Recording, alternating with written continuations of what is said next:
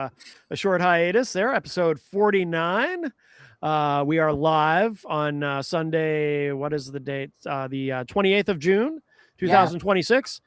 I am Matt Connerton, and with us, of course, as always, my partner in crime, Eric Pilcher, is here. Hello, Eric. Hello. And, of course, in the middle, rightfully so, His Excellency of Tough Bumps, Austin Hicks, is here. Hello, Austin. Hey, how you doing? Good to see you. I stand behind. I've given up trying to police these ridiculous, asinine titles. Mm-hmm. Fine, whatever. But I would argue grammatical correctness is key. Okay. I don't think that's right though, because when they show the Saudi Arabia prince there or something like that, they refer to him as. But it's His Excellency. That is it. It's not His Excellency of. Yeah, but what is he the excellency of? It's just His Excellency. That is his greeting. That is his formal title. Yeah, but he's the excellency of something. But somewhere. You know what? We have a lot to discuss today. This is irrelevant because it's an irrelevant title. It doesn't matter in the grand scheme of things. Does not matter. Yeah. So you know what, Austin? Fine, excellency, final progenitor, boss, whatever the hell. We're Godspeed. By the way, our friend Easy G Eric Gagnon says, "Welcome back. I missed you guys." Thank you, Easy G. 2 weeks ago I was under the weather, not feeling the greatest. And then last week, one of us had a Father's Day obligation with his father. The only person who has a living father. Yeah. That would be me. Yeah. No! I think everyone kind of knows that. Oh, I didn't. Yeah. So, yeah. And then we were going to do Wednesday, and this was my fault. So Wednesday night, we have Politipod, which streams directly to the IPM Nation YouTube channel, just as this show does. So they're using this service on Wednesday night because I have an agreement with them. And then I completely spaced it when I said, well, we could do Wednesday. I woke up that morning. Yeah. A Wednesday morning, my eyes popped open, and the first thought in my head was, oh shit, we can't do Tough Bumps tonight. So then it was just going to be too close to Sunday, and it's like, you know what? Yeah. Yeah. Matt and I made that executive decision while His Excellency was still asleep. Yes. I was at work, I think. Oh. No, you weren't, because I got it when I woke up at 7 a.m. I don't need to wake up at 7 a.m. for my job. So yes, you see, there are those of us who, work office hours. I work 9 to 5:30. That's office hours. If this is just gonna be I wake up at 8 for my job. If this is going to be the let's take a dump on Eric hour or 2 hours. Do you guys like that podcast, Office Hours, Tim Heidecker? You guys fans? I've never even heard of it. I don't know if I know what that is. You gotta check it out. Tim Heidecker, he's brilliant. Anyway, all right. Well, here we are. So we are live. And so we have some big news, some non-wrestling related news. Matt. Eric Gagnon's favorite subject. There he is. Crazy Joe. You know what this tastes like? Sweet victory. Victory. So Crazy Joe has been suspended by Dare Media Group, which will probably be permanent. I don't think he'll be invited back onto the platform. So this is the radio I don't know what to call it. Says that has 20,000 listeners. Okay. So this is his distribution almost. Yeah, he got suspended from there because he's a fucking moron. Yep. It wasn't the the racism and all of that Racism, finally bigotry, got him sexism, suspended. homophobia, xenophobia, transphobia. Yeah, all Wasn't of that. any of that. All of that was okay, apparently.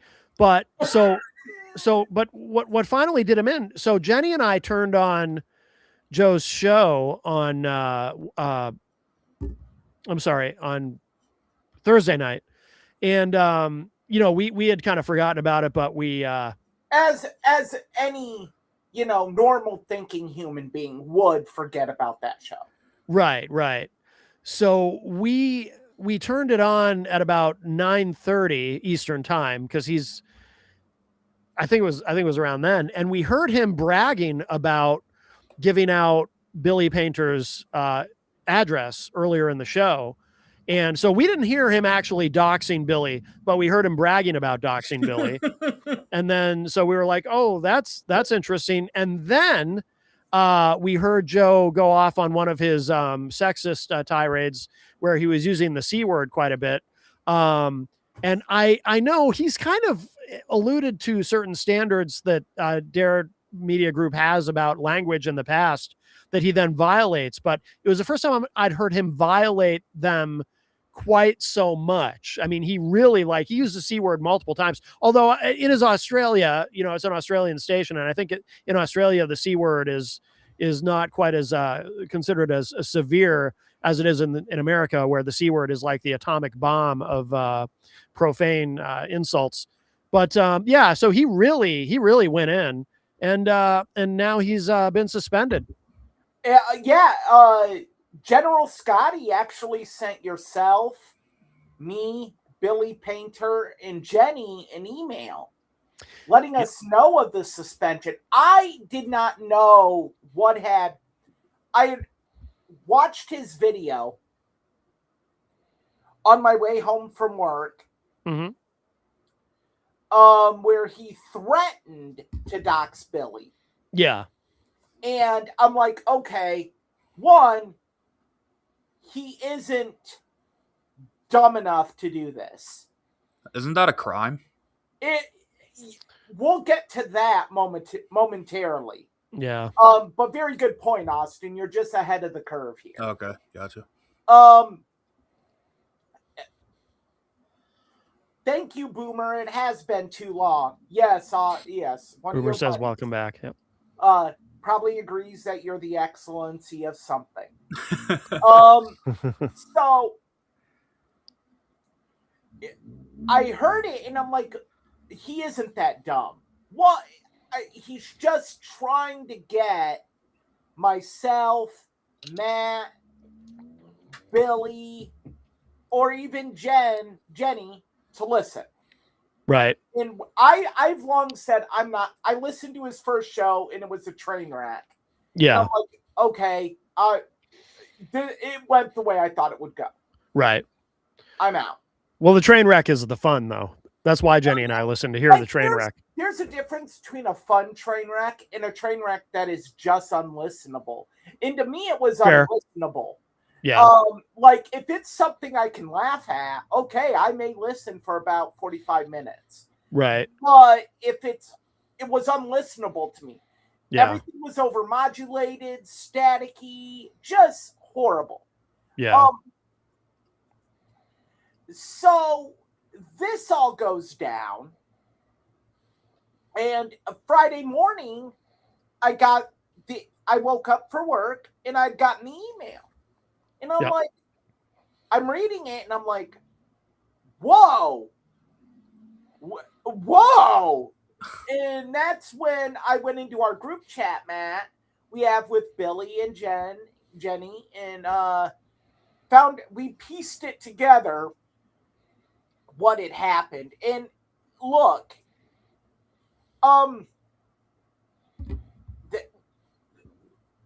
doxing is a very serious problem.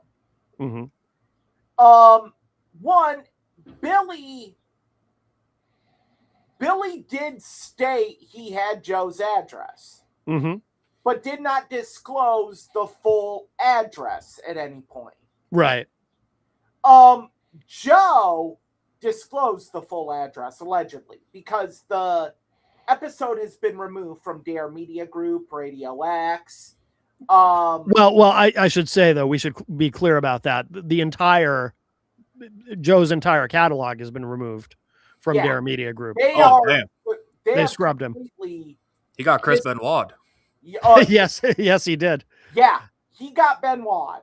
When we looked, Jenny did find the Crazy Joe Show website. The Crazy Joe Show logo, which you can actually see on the screen here for those of you watching the video of our show. You can see one of the versions of his logo that actually is still on one of the pages. They probably just missed it because the Dare Media website has a bunch of different pages because there's a number of different streams that run concurrently. But everything, all the content though, all of Joe's content has been removed. Wow. So when you dox someone, that's bad all within itself, because all it takes is one person with evil intentions to have that information and then act on those intentions, whatever, how nefarious they may be. Swatting is very common. Yep.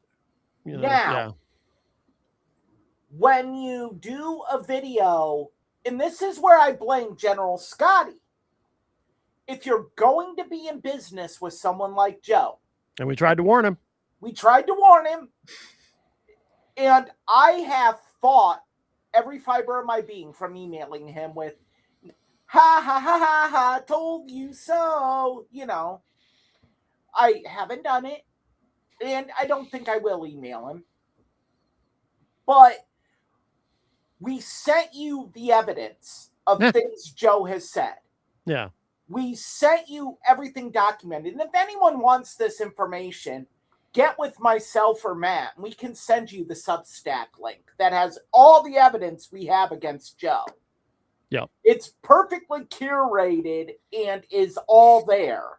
Yeah. The racism, the bigotry, the accusing Matt's deceased father of stolen valor, accusing Matt's father of other nefarious acts that decorum will not allow me to discuss here, but they're sickening. We have that. Mm-hmm. And we sent that to General Scotty, and it was ignored. It was okay. But if you're going to bring someone like that on, you have to police him.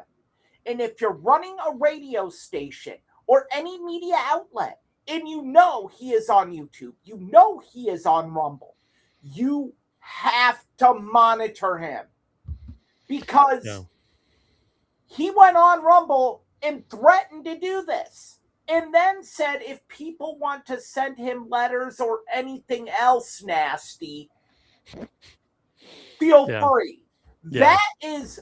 That is almost advocating for people to do bad things to him. All it takes is one loony from the bin to hear that and be like, oh, Joe wants me to hurt Billy.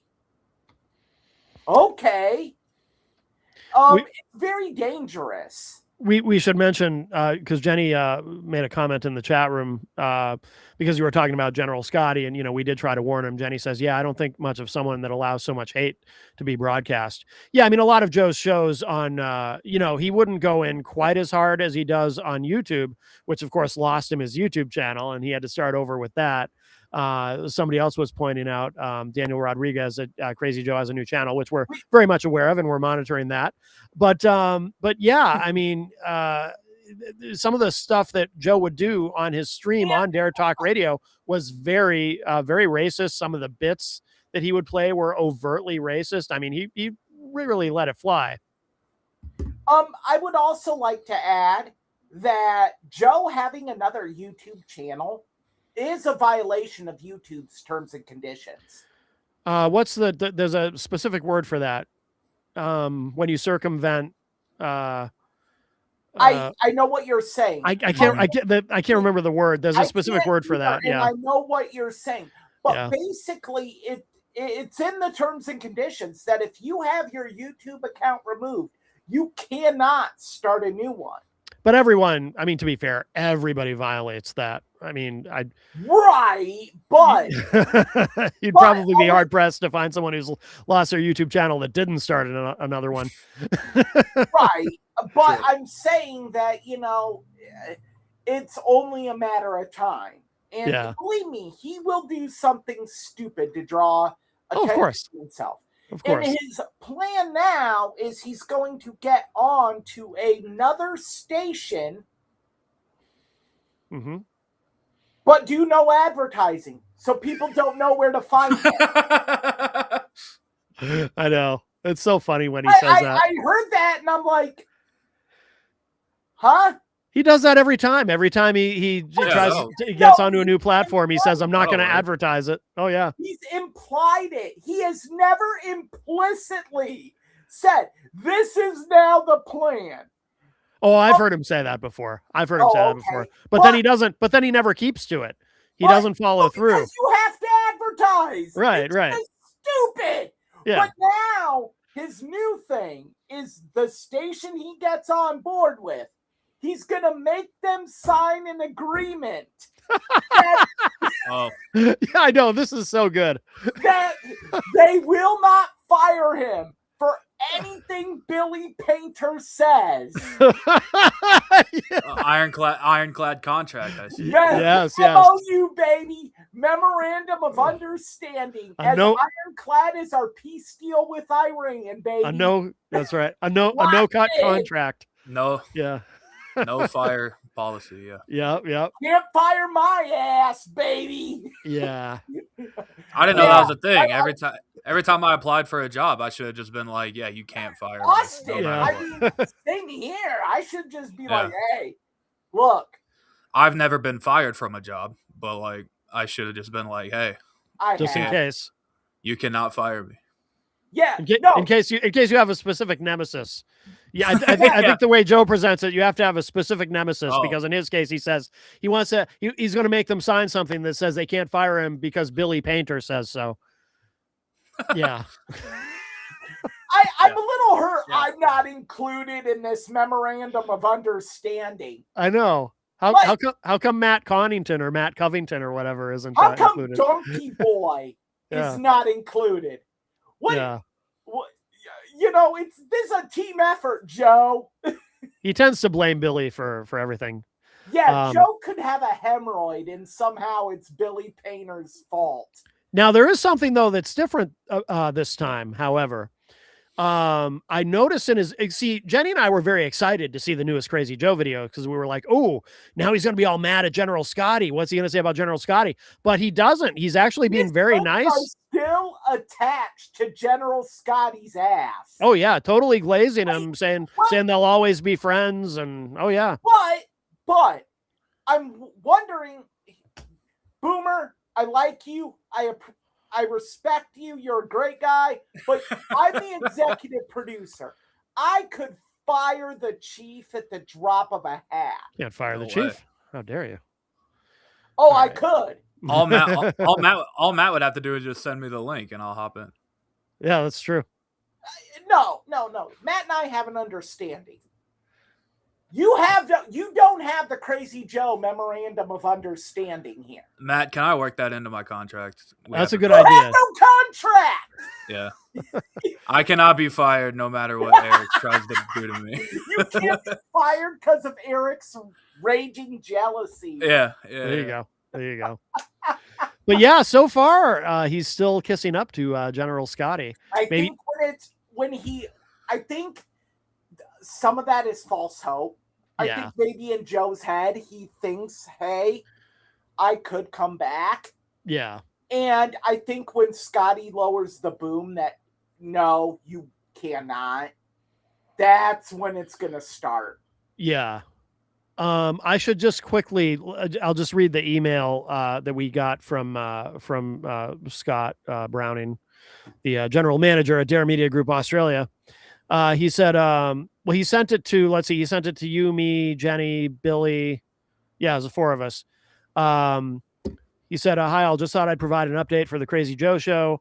And then the email says, the Crazy Joe Show on Dare Media Group radio stations, 6/26/26, effective immediately. Dare Media Group Australia has suspended the Crazy Joe Show from both Radio X Gold. I didn't know it was Radio X Gold and Dare Talk Radio. This decision follows an incident that occurred during a live broadcast of the Crazy Joe Show on Dare Talk Radio between 8 a.m. and 10 a.m. Australia time, I guess.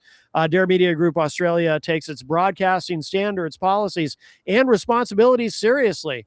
We are committed to maintaining a safe, professional, and responsible broadcasting environment across all of our stations. The matter is currently under internal review.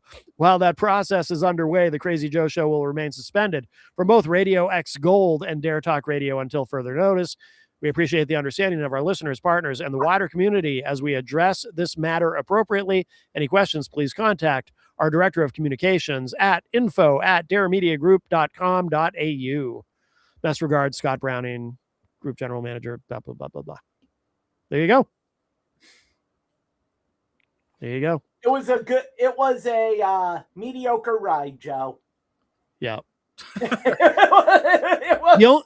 The one other thing I would just say about doxing is Joe, I don't know, I think we talked about it. Joe had tried to dox me once, but it was actually rather hilarious because he announced in one of his videos that he was going to dox me, and he gave out my phone number. And I just remember thinking, wow, dude, yes, you gave out my phone number, Joe, the same phone number that is publicly displayed on my website and in all of the advertising for my hypnotherapy practice. But yeah, good job. You really got me. What a dipshit. He was so proud of himself too when he gave out my number. Yeah. He's proud of himself for this. It's like, I even commented on one of his videos, like, you lost your 20,000 listeners. Yeah. Like, you're celebrating this. Like, they're not gonna follow you. That's the other thing I think is in his head. That all these listeners that were on Dare Media are gonna follow him. Right. No, they're not. I assume Dare Media has like shows that people like listen to and enjoy, and like he's kind of off in his own like little world. It's called the land of delusion. Yeah. Like, yeah. I have no illusions of grandeur about what we do here. I'm thankful for every view, listen we get. Yeah, of course. Of course. But I don't sit here and say Matt Connerton is the next Conrad Thompson. I don't say that I am the next Sean Ross Sapp or Izzle is the next Brian Alvarez. That's something Austin might not be aware of, and some of our viewers and listeners might not know. Is part of Crazy Joe's whole shtick is he claims that he's going to be the next Howard Stern. I've heard that. Yeah, you have, yeah. But by the way, this is a 70-year-old man saying this. Yeah, but he's his best days are ahead of him. I guess. So. Howard Stern is fucking crazy. But I mean, I like the delusions here. Yeah, like I'm like, dude, you. Like anyone else that had this happen to them in this business would probably look at this as a way of self-evaluation. Yeah. Mm-hmm. Like, how did I screw up? Right. What did I do? What can I do to make this better? Not Joe. Oh, hell no. We're doubling down on the ridiculousness. Well, because it's always somebody else's fault. Oh, yeah. It is. Yeah. It is. This time it's Billy's.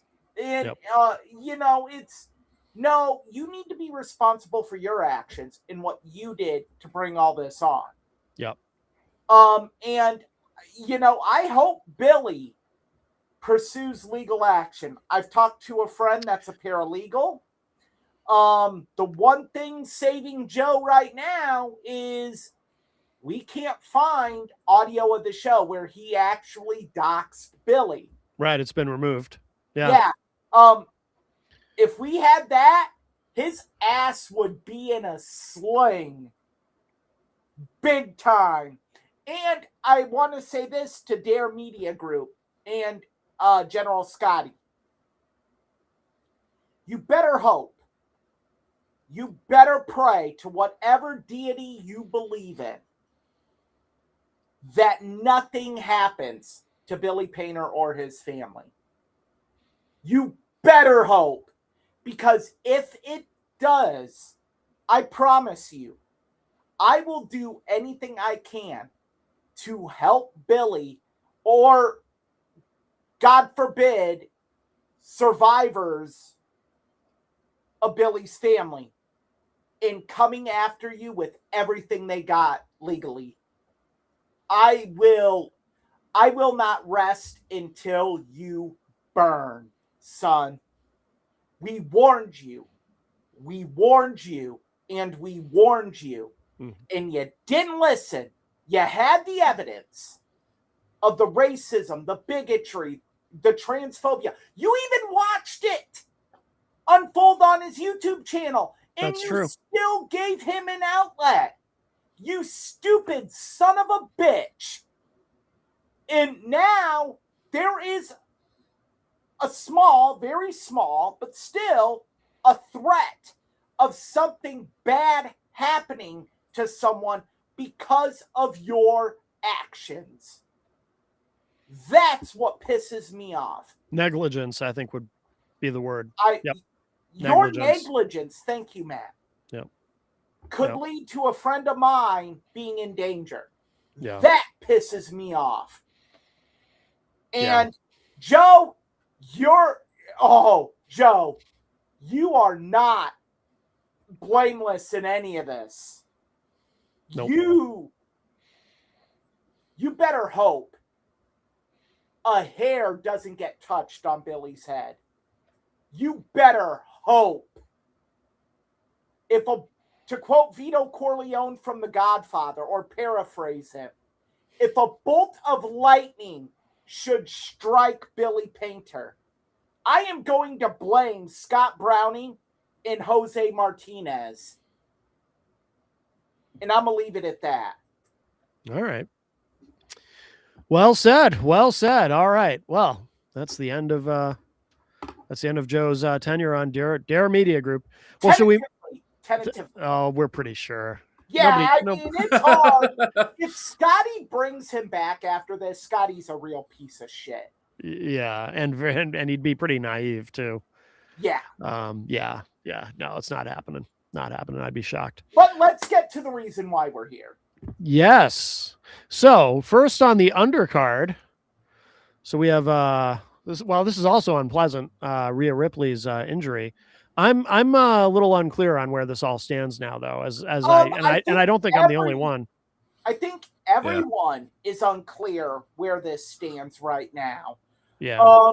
She hasn't competed since the PLE in Italy. Yep.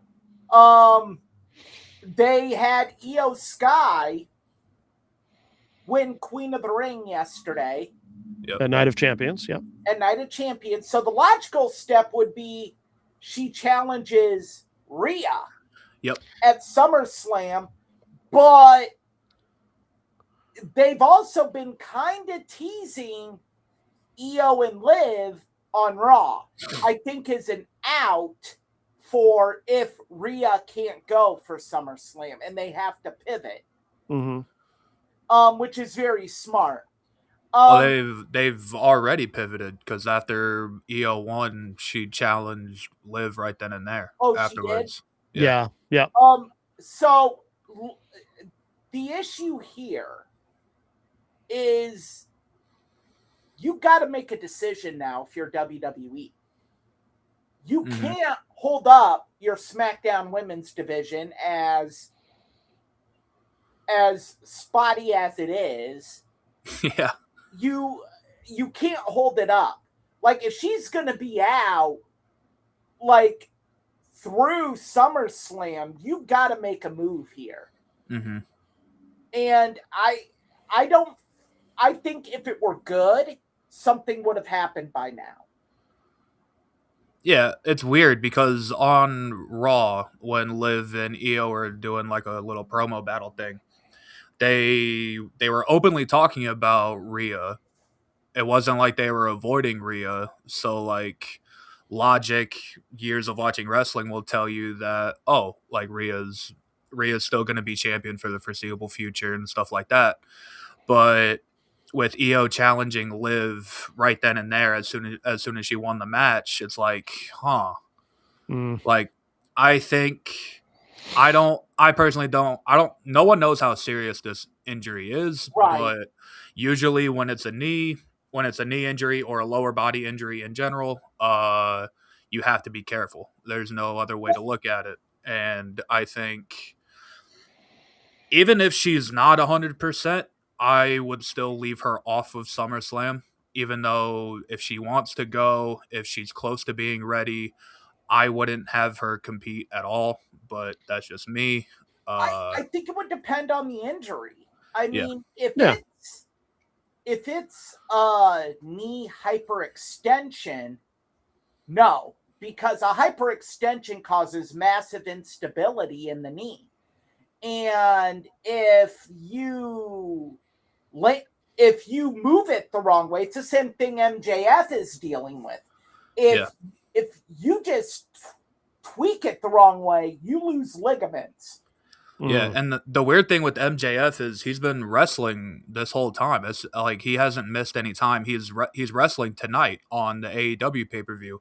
But Granted, it is granted, granted, it's a multi-man match, so and it I kind think of that's by design. it limits him. It's not a one-on-one match because they want MJF ready for the bigger shows that they have coming up. Right. But it's not like, I mean, they realistically, could they do the same with Rhea?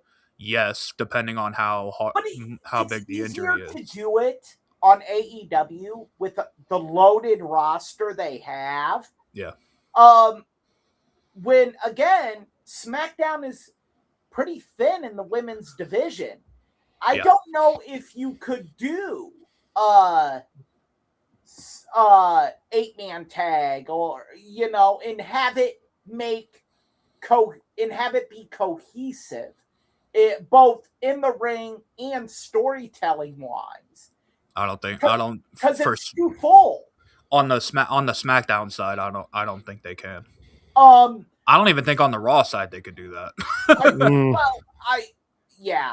that's another situation. Yeah. But look, I'm gonna be blunt, and I'm a big Rhea Ripley fan. Shit or get off the pot. You got to make a decision here. What direction are you going in here? Because you can't just ice your women's division, especially with SmackDown going back to 2 hours shortly. I think with their confusing. I think this upcoming Friday it's back to 2 hours. Yeah. Thank God. Well, yeah. I think SmackDown should just be 2 hours. But Matt and I talked about it that on a show, Austin, you weren't here for, that the whole 2 hours these months, 3 hours these months. It's horrible. Makes no damn sense. Yeah. I know why you're doing it because of football. Yeah. You don't want to compete with football. Then just make it 2 hours all year round. Yeah. Like the problem I have with SmackDown being 3 hours is they don't have the roster to make a 3-hour show. They don't have the roster and they don't have the creative. No. Like it just seems like when SmackDown's 3 hours, a third of it is throwing poop at the wall and seeing what sticks. It's like, oh, Nick Aldis is talking to Cody. Nick Aldis is talking to Gunther. And it's just like so many like segments that can be, if you had a bigger roster, it could be squeezed into one. But since your roster is short, none of the SmackDown roster outside of a few people just isn't all that interesting. I'm sorry, but that's just how I feel. You have to stretch out these segments, and it leads to a very boring show. yeah. So no, they got to figure this out. Yeah. And I think I don't know if it's a simple fix or a fix that people would like, but if Rhea can't go for SummerSlam and it gets to the point where they have to strip the title off of her, there's a match being built obviously for SummerSlam with two women on SmackDown. They built it even more last night or yesterday for Night of Champions. Jade Cargill and Charlotte. Mm-hmm. I think if Rhea can't go and you have to strip that belt, I think you can do like a little like eliminator tournament or whatever and stuff like I that. don't think But you can get to the finals, which would be Jade versus Charlotte I for think that you belt. just I think you honestly it's so tough because you would want to see maybe Alexa Bliss be a part of this picture. Yeah. Maybe Tiffany Stratton is US champ. Chelsea Green, maybe. Chelsea Green, maybe, but I think, and this may shock you too to hear me say this, I think you just do Jade Charlotte straight up for the vacated title at SummerSlam. I wouldn't. I I don't know. I don't like it. Then like, I mean, the whole thing with this, in my thought process, is chicken salad out of chicken shit.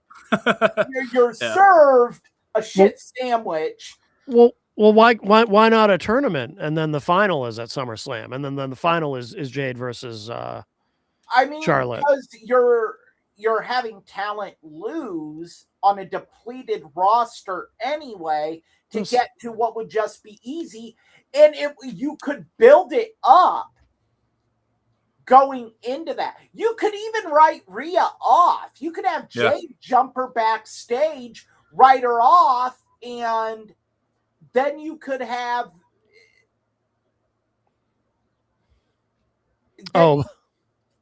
Sorry, Billy Painter's in the chat and says, "Have you guys discussed something other than wrestling?" Yes, yeah, we did cover that, Billy. Your ears must have been burning. That for the first 30 minutes. Yes. But yeah, look, I know it's not the best idea, but if you just did that, I mean, a tournament could work. But if you're going to do a tournament, and you have Jade Cargill and Charlotte in it, to Second Austin's point, everyone already knows what the end result's going to be. Right. Unless you're going to throw a swerve in there, it would make no sense. I don't even think you have to do a tournament. It could be like, hey, we're going to do 2 triple threat matches or 2 fatal 4-ways, and the winner of those fatal 4-ways. But if you have Jade go on to SummerSlam. My point is, Jade and Charlotte, if you have them if you have one of them in one match and one of them in the other match, again, people are just going to be like, oh, it's going to be Jade and Charlotte. That's all right. Sometimes this stuff is predictable. Okay. It's still fun to see how they get there. I can see that, Yeah. And again, it's a tough situation and there is no perfect solutions. Yeah. I just don't think I don't like to see, like I suggested a tournament because I think if you just pick, you pick 2 people and you just put them in a match for the title, for the vacated title, I think it devalues the title. And I always hate that. I've always hated that since I was a kid and I first started wrestling, and I would see examples of that being done. It's like, why? I think it could be. I like the idea, the more that I think about it, of having them earn it. Yeah. But you have to do it strategically, because you can't do it in a way where you job people out to Charlotte and Jade to get to Charlotte and Jade, because you need to have competitors, especially if Rhea's out long term. You need to have believable opponents.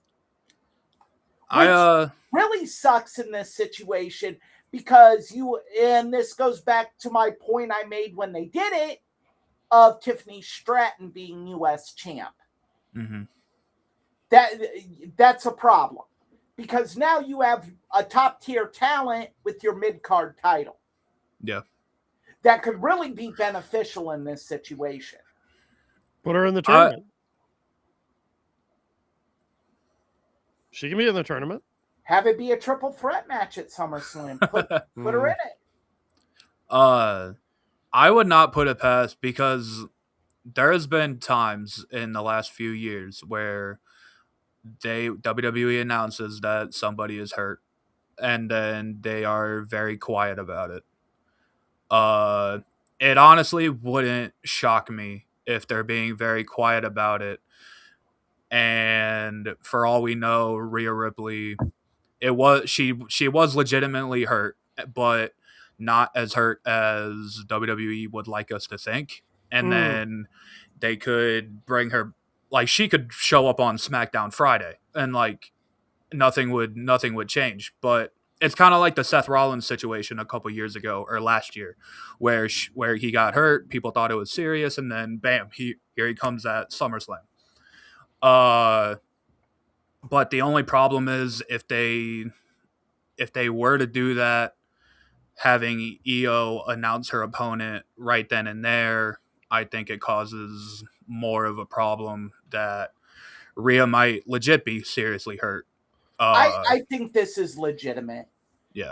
I think this is legitimate. I think if there was where you were going, and I like the idea, Austin, but I don't buy it, because if it wasn't, there would be a little, like, even with Seth, there was little things that occurred where you're like, maybe. There hasn't been that in this situation.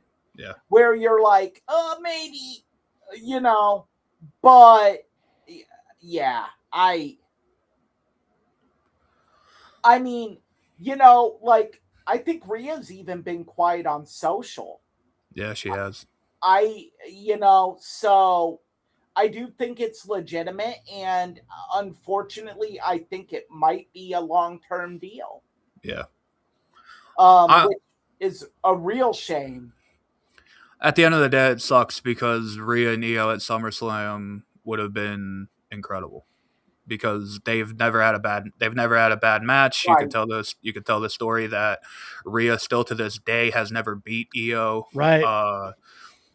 It could lead to a turn for one of them, probably Io, not so much Rhea. But every cloud can have a silver lining.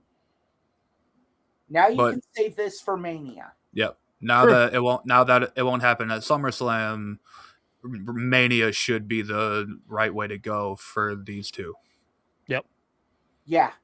Even if the champion and challenger role is reversed, even if Io, there's so many ways. Like, if you start planning it now, there are so many ways you could go. You could have Io eliminate Rhea at Royal Rumble and have Rhea win the title at Elimination Chamber. Mm-hmm. You could have Rhea eliminate Io. And there's so many ways you can go about it if you start strategically mapping it out now. But in order to do that, you have to have a time frame of when Rhea can come back. Yeah. So that's very important. Just for the sake of, if Rhea can make SummerSlam, if not Io, who does she wrestle now? I honestly think if she could make SummerSlam, those plans would already be going into place. Yeah. I don't think she's going to be on SummerSlam. I don't think so either. Not anymore. I know people might be saying, "Well, Eric, we're right under 2 months out." No, you have your major cards planned out months in advance. I think the pivoting has already begun, because they know. They just don't know for how long. Right. All right.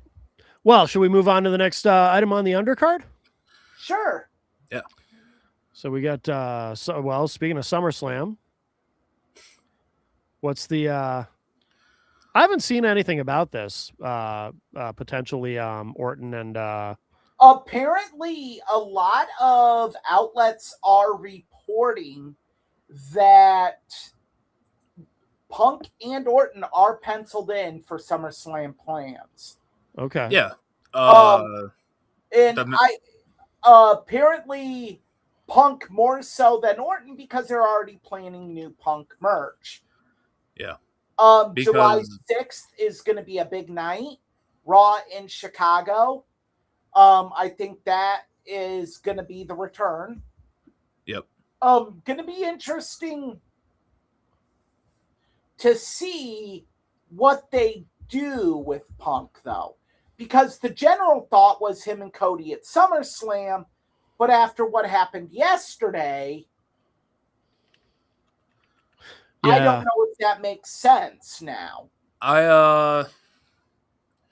Because to piggyback off the report, because I read the same thing, that Punk is very much pushing for the July 6th episode of Raw for his return, but WWE wants him to return on SmackDown because they want him on SmackDown.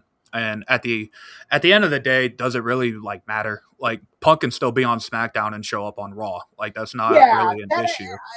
I read that too, and I'm like, okay, we're just because here. Yeah, because that's happened before. Like, Cody's a SmackDown guy, but he appears on Raw. Like Cena during his retirement tour did both. Like, you could have Punk come back, cut a blistering promo on SmackDown.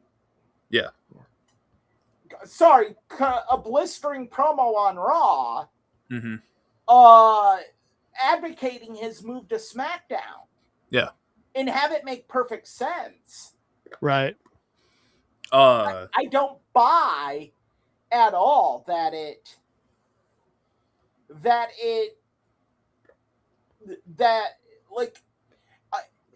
I don't buy the reporting at all that WWE is having this internal discussion with Punk about when he's going to return.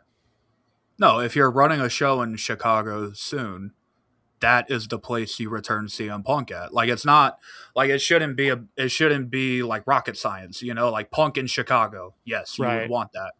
Yeah. And Cody in Atlanta. Yeah, because when Raw goes to Atlanta, Cody is usually on those shows. Like, it's not like people try to protect this brand split thing when WWE doesn't even care about this brand split. Like, people show up on either show all the time, so it really doesn't matter. Now, what Punk does at SummerSlam, I don't know, considering what happened yesterday. I think the Cody match is still very much on the table. Do you do that? You can't do that match if Cody doesn't have the title. Yes, you can. No, you can't. Yes, you can. It is makes no sense. Punk and Cody. If you were to make a top 3 biggest matches WWE can make right now, Cody and Punk is on that list. It arguably might be number 1. But what makes it the must-see match is you have the title. No, what makes the must-see match is we've never seen this before. We've never seen this match before. Seen it before, but have that added caveat to it. It doesn't need the title. Look, we'll get into that because I think it does because of the promo that occurred before Punk left the night after WrestleMania. When they teased it, yeah. Yeah, you've already set it up to have the title involved. They've teased it for a while too. I think it was quite some time ago now too. Do you guys remember building to CM Punk versus Cody with the title on the line? There was that brief backstage interaction they had. Do you guys remember that where one of them said, I think Punk said to Cody, "We can't avoid each other forever" or something. And then let's also look at it like this. And I agree with you, Austin, in principle. Okay? I'm not totally crapping on what you're saying, okay? I get it. Yes, that is a prime match, no matter which way you put it. But I think with the build-up you have had to it, you have to pay it off with the title being on the line. You can't just be like, hey, we're giving you this once-in-a-lifetime match. We've built it for 2 years now. having to deal with the title, and it has nothing. I think I might be looking too deep into it, because if you really think about it, Cody and Punk have been dancing around each other since 2021, if you really want to go back that far, when Punk showed up in AEW, and Cody referenced Punk in a promo, his last promo in AEW, and then he went to WWE. It's been a match. It seems like it just misses. Yeah. And that's another reason why when you do it now, because Punk's up there in age, Cody, I think Cody's on the verge of becoming a part-timer. I think we've already started seeing some signs of it. Yet it has to be just right to do it now. Well, I think there has to be a title. Or if there's not a title, it could be a match where the winner gets a shot at the title. That's a cop-out, in my opinion. It'd be the next best thing, though, wouldn't it? It would, yeah, but okay, if you're starving and someone serves you a plate with a turd on it, you might be convinced to eat it because you're starving. No, I'd rather starve. I think we just talked about this with Io and Rhea. If you can't do it at SummerSlam, this has to be the WrestleMania match. Can they wait that long? No, I think I don't know. Gotta do, if you're gonna have Punk move to SmackDown now, that has to be the first match you do, is Cody versus Punk, because if you have them go into different rivalries,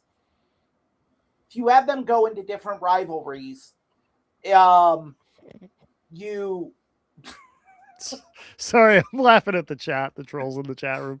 Oh Sorry. my God. Get lives, people. I like it. I think it's funny. It is. I don't care. It's so ridiculous. Yeah. Austin just saw it. Hence the butthead laugh. They said penis. But look, I think if you have Punk move to SmackDown, you have to have them face off immediately. That's a direction you have to go. I don't Because know. if you have them in other rivalries and they lose, you can diminish it. I think you go right out of the gate. Or you have them in other rivalries and they're allies in those rivalries, and then you get to the part where there's tension between them. No, you don't have to have, dude, in 2026, you don't have to have anybody turn. You got baby faces fighting baby faces all over the place these days. Doesn't matter. People have been clamoring for Cody to turn for a long time now. True. Look,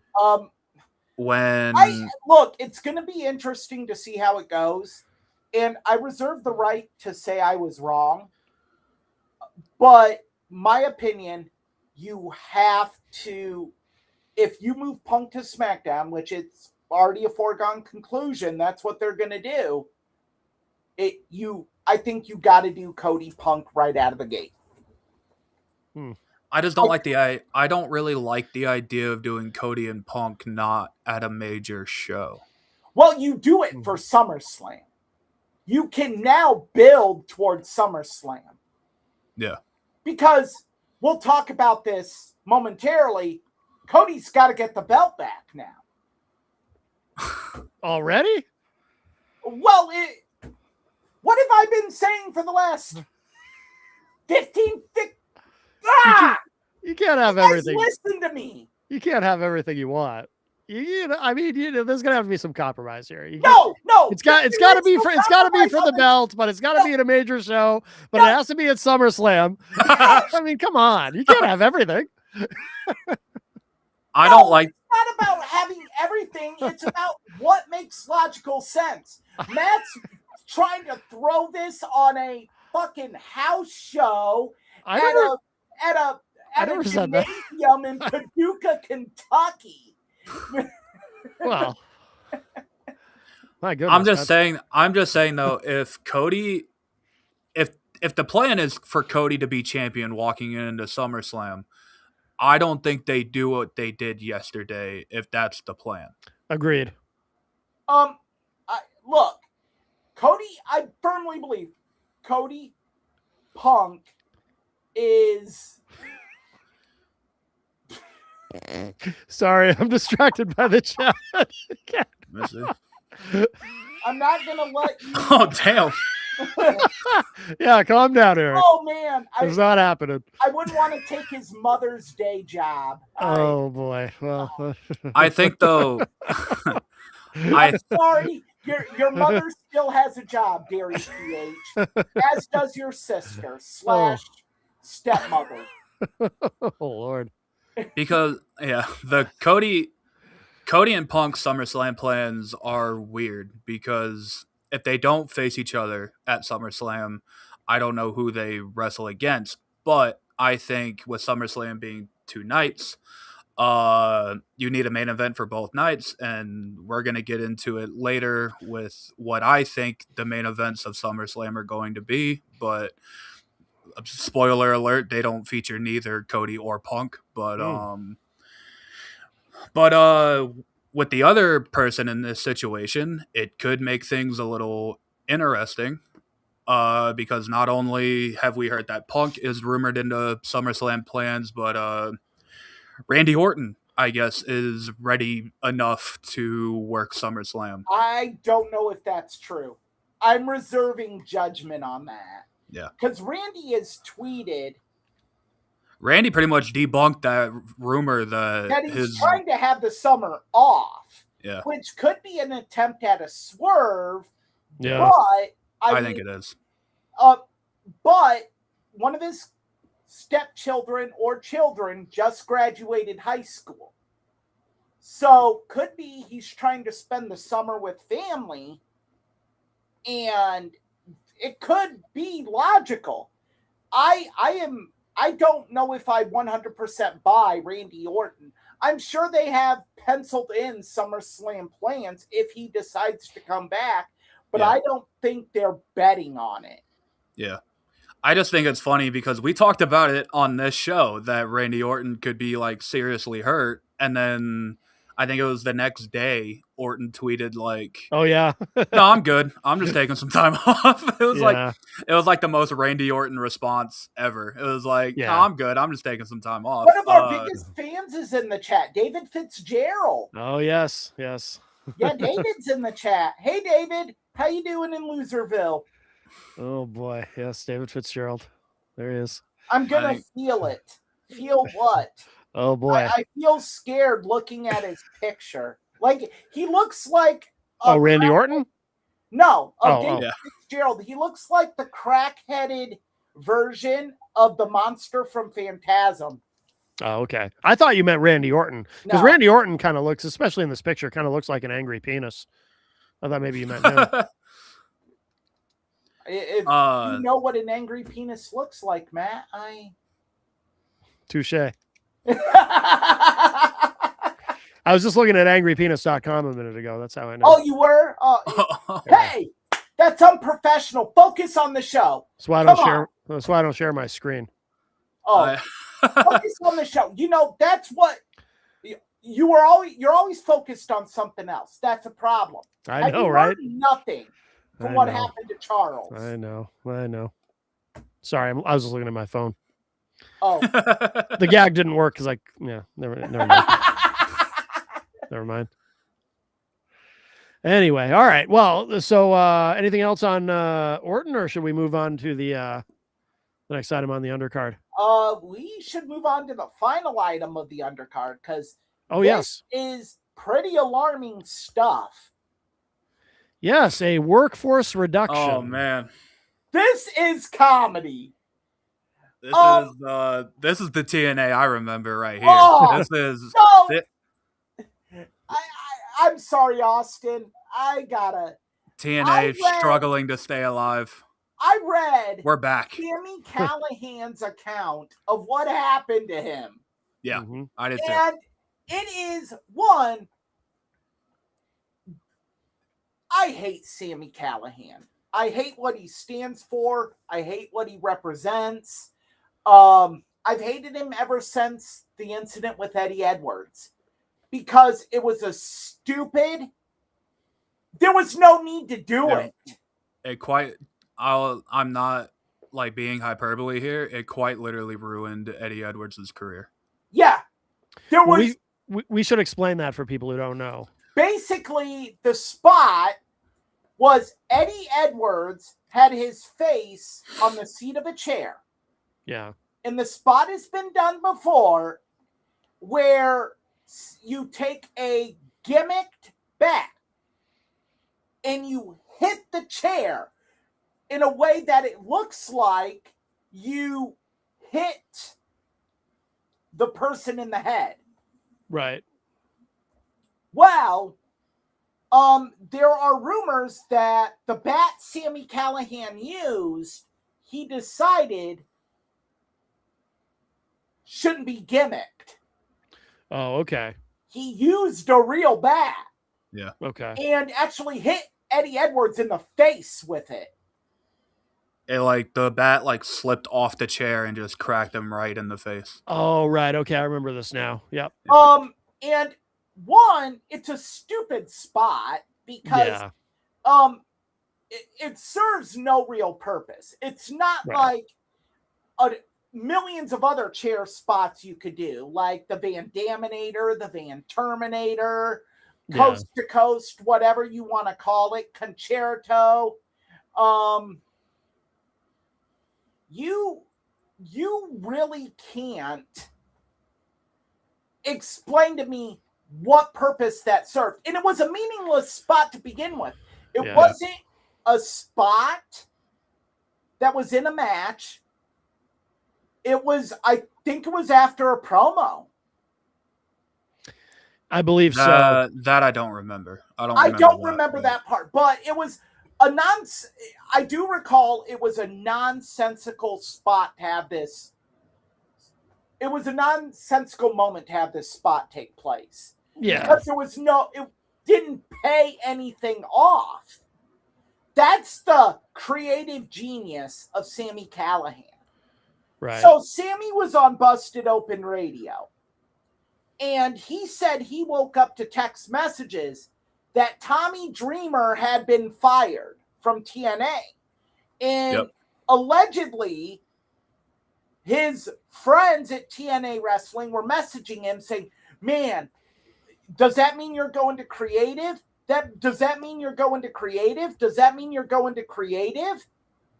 And Sami said, oh, well, I just got an email. I have a conference call with TNA on Zoom. I must be going to creative. No, they had the conference call to fire Sami. Fire him. Yeah. Yeah. Part of the workforce reduction. And then Tessa Blanchard apparently she refused to quit working in Mexico. At CMLL. Yeah, they gave her a choice. It's the only other place that'll book her. Yeah, no kidding, huh? But apparently they were actually booking her much more consistently than TNA was. So for her, it was an easy choice. If you're going to give her an ultimatum, she's got, plus isn't she married to a CMLL wrestler? They divorced. Oh, they okay. Daga. Her and Daga, I believe, are divorced. Oh, okay. Okay. But her life is in Mexico, I think, right? Because she works much more there than in TNA anyway. Well, there isn't any American promotions that want anything to do with her racist ass. Yeah. So she was given an ultimatum and she picked CMLL. So that's it for her. Yeah. Look, TNA, and I drank this early in the show, Bum Energy, hard to kill. New sponsor? No, it's just really good. It's nice for an afternoon boost. Okay. Has 112 milligrams of caffeine. Nice. So nice little pump to get you through. Very nice. That's what I like. Looking at I do. That's not a pump, Matt. That's a kick in the ass. That's what I need.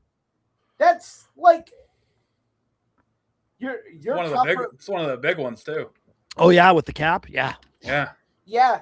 One of the big ones, like one of the big ones on angrypenis.com.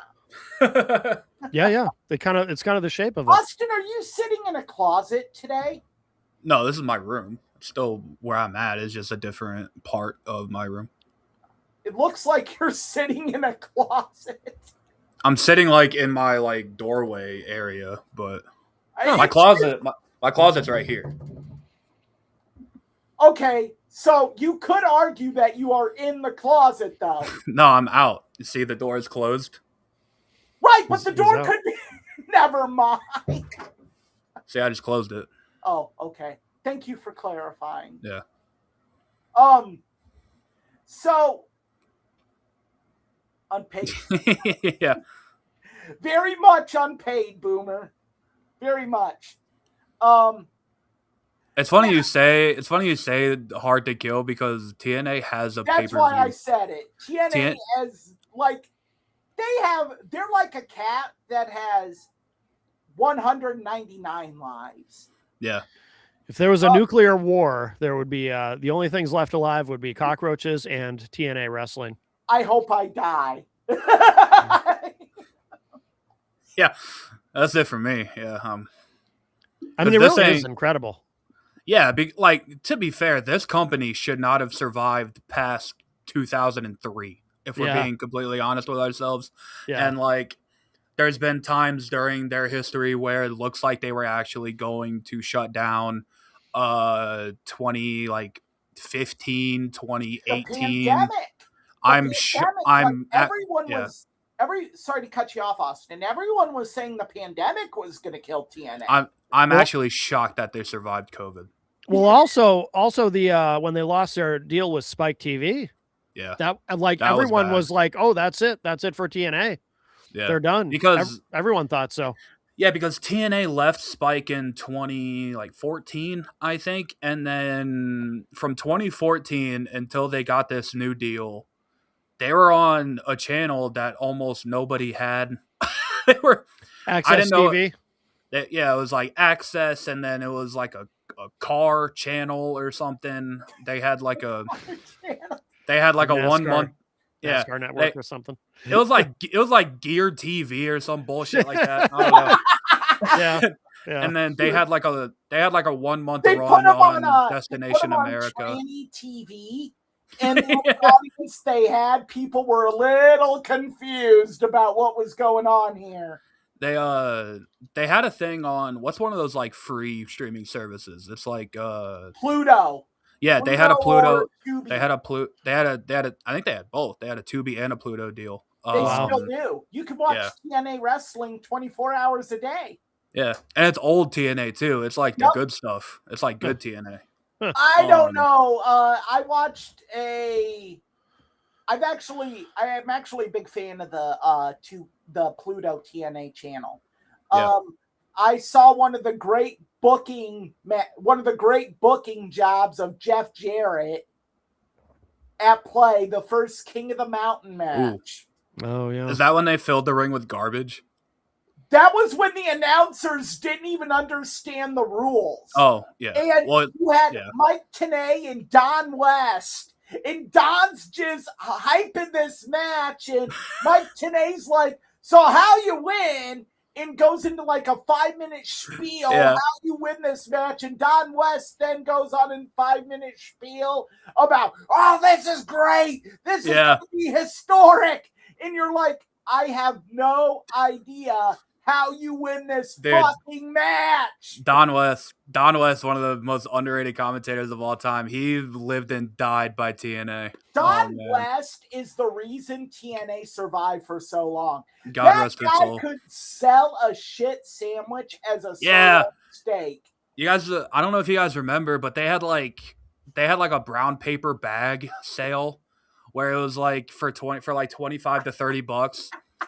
Anything they could fill in a brown paper bag, you could just get. And it was like 3 T-shirts, a banner, DVDs. It was like stuff like that.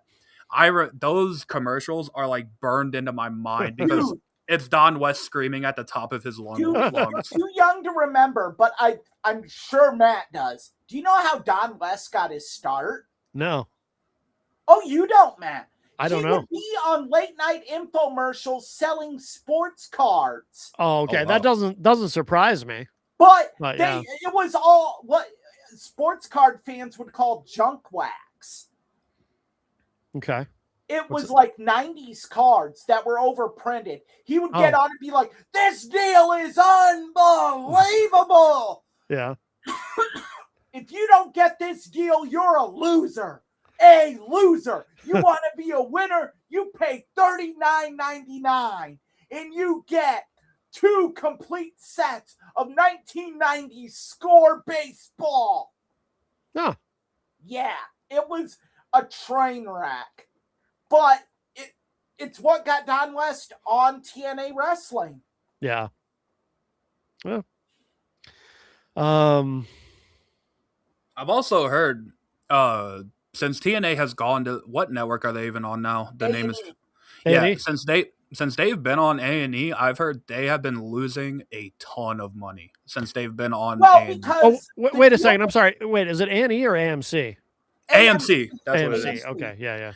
But I've heard they've been losing a shit ton of money since they've been on AMC. You want to know why that is? They signed a deal very similar to what... Oh, yeah, Boomer. Absolutely awful. Like, even if you have a card that's a Gem Mint 10 graded, it's worth like $15-$20. It's awful. But they signed a deal similar to what ECW signed to be on TNN. Yeah. Where they are in charge of all production costs. Mm-hmm. They have to produce the product to be on AMC. Yeah. AMC pays them a low amount for the licensing fee. Where they make their money in this deal is by the ratings. And the problem with that is there's no language in the contract that AMC has to advertise this.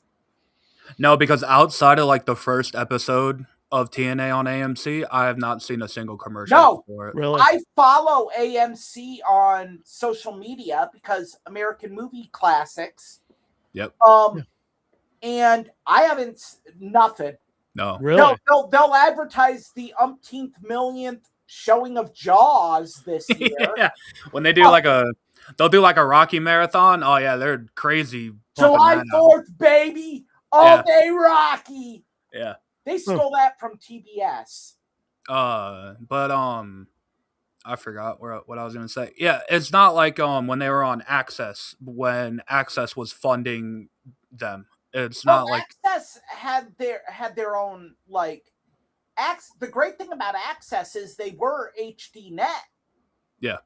They were owned by Mark Cuban. Yeah. And they were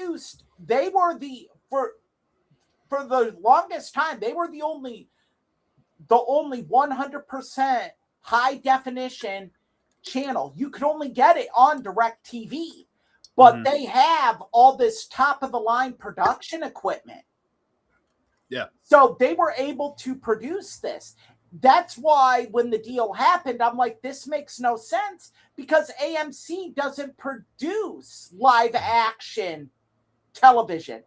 Yeah. So they just do reruns of classic movies because that's what they do. In Walking Dead. That's what but again, that's producing dramatic television. That isn't live sporting events. No. So then when I read a little bit more about the deal, I'm like, this deal looks eerily similar to the TNN ECW deal.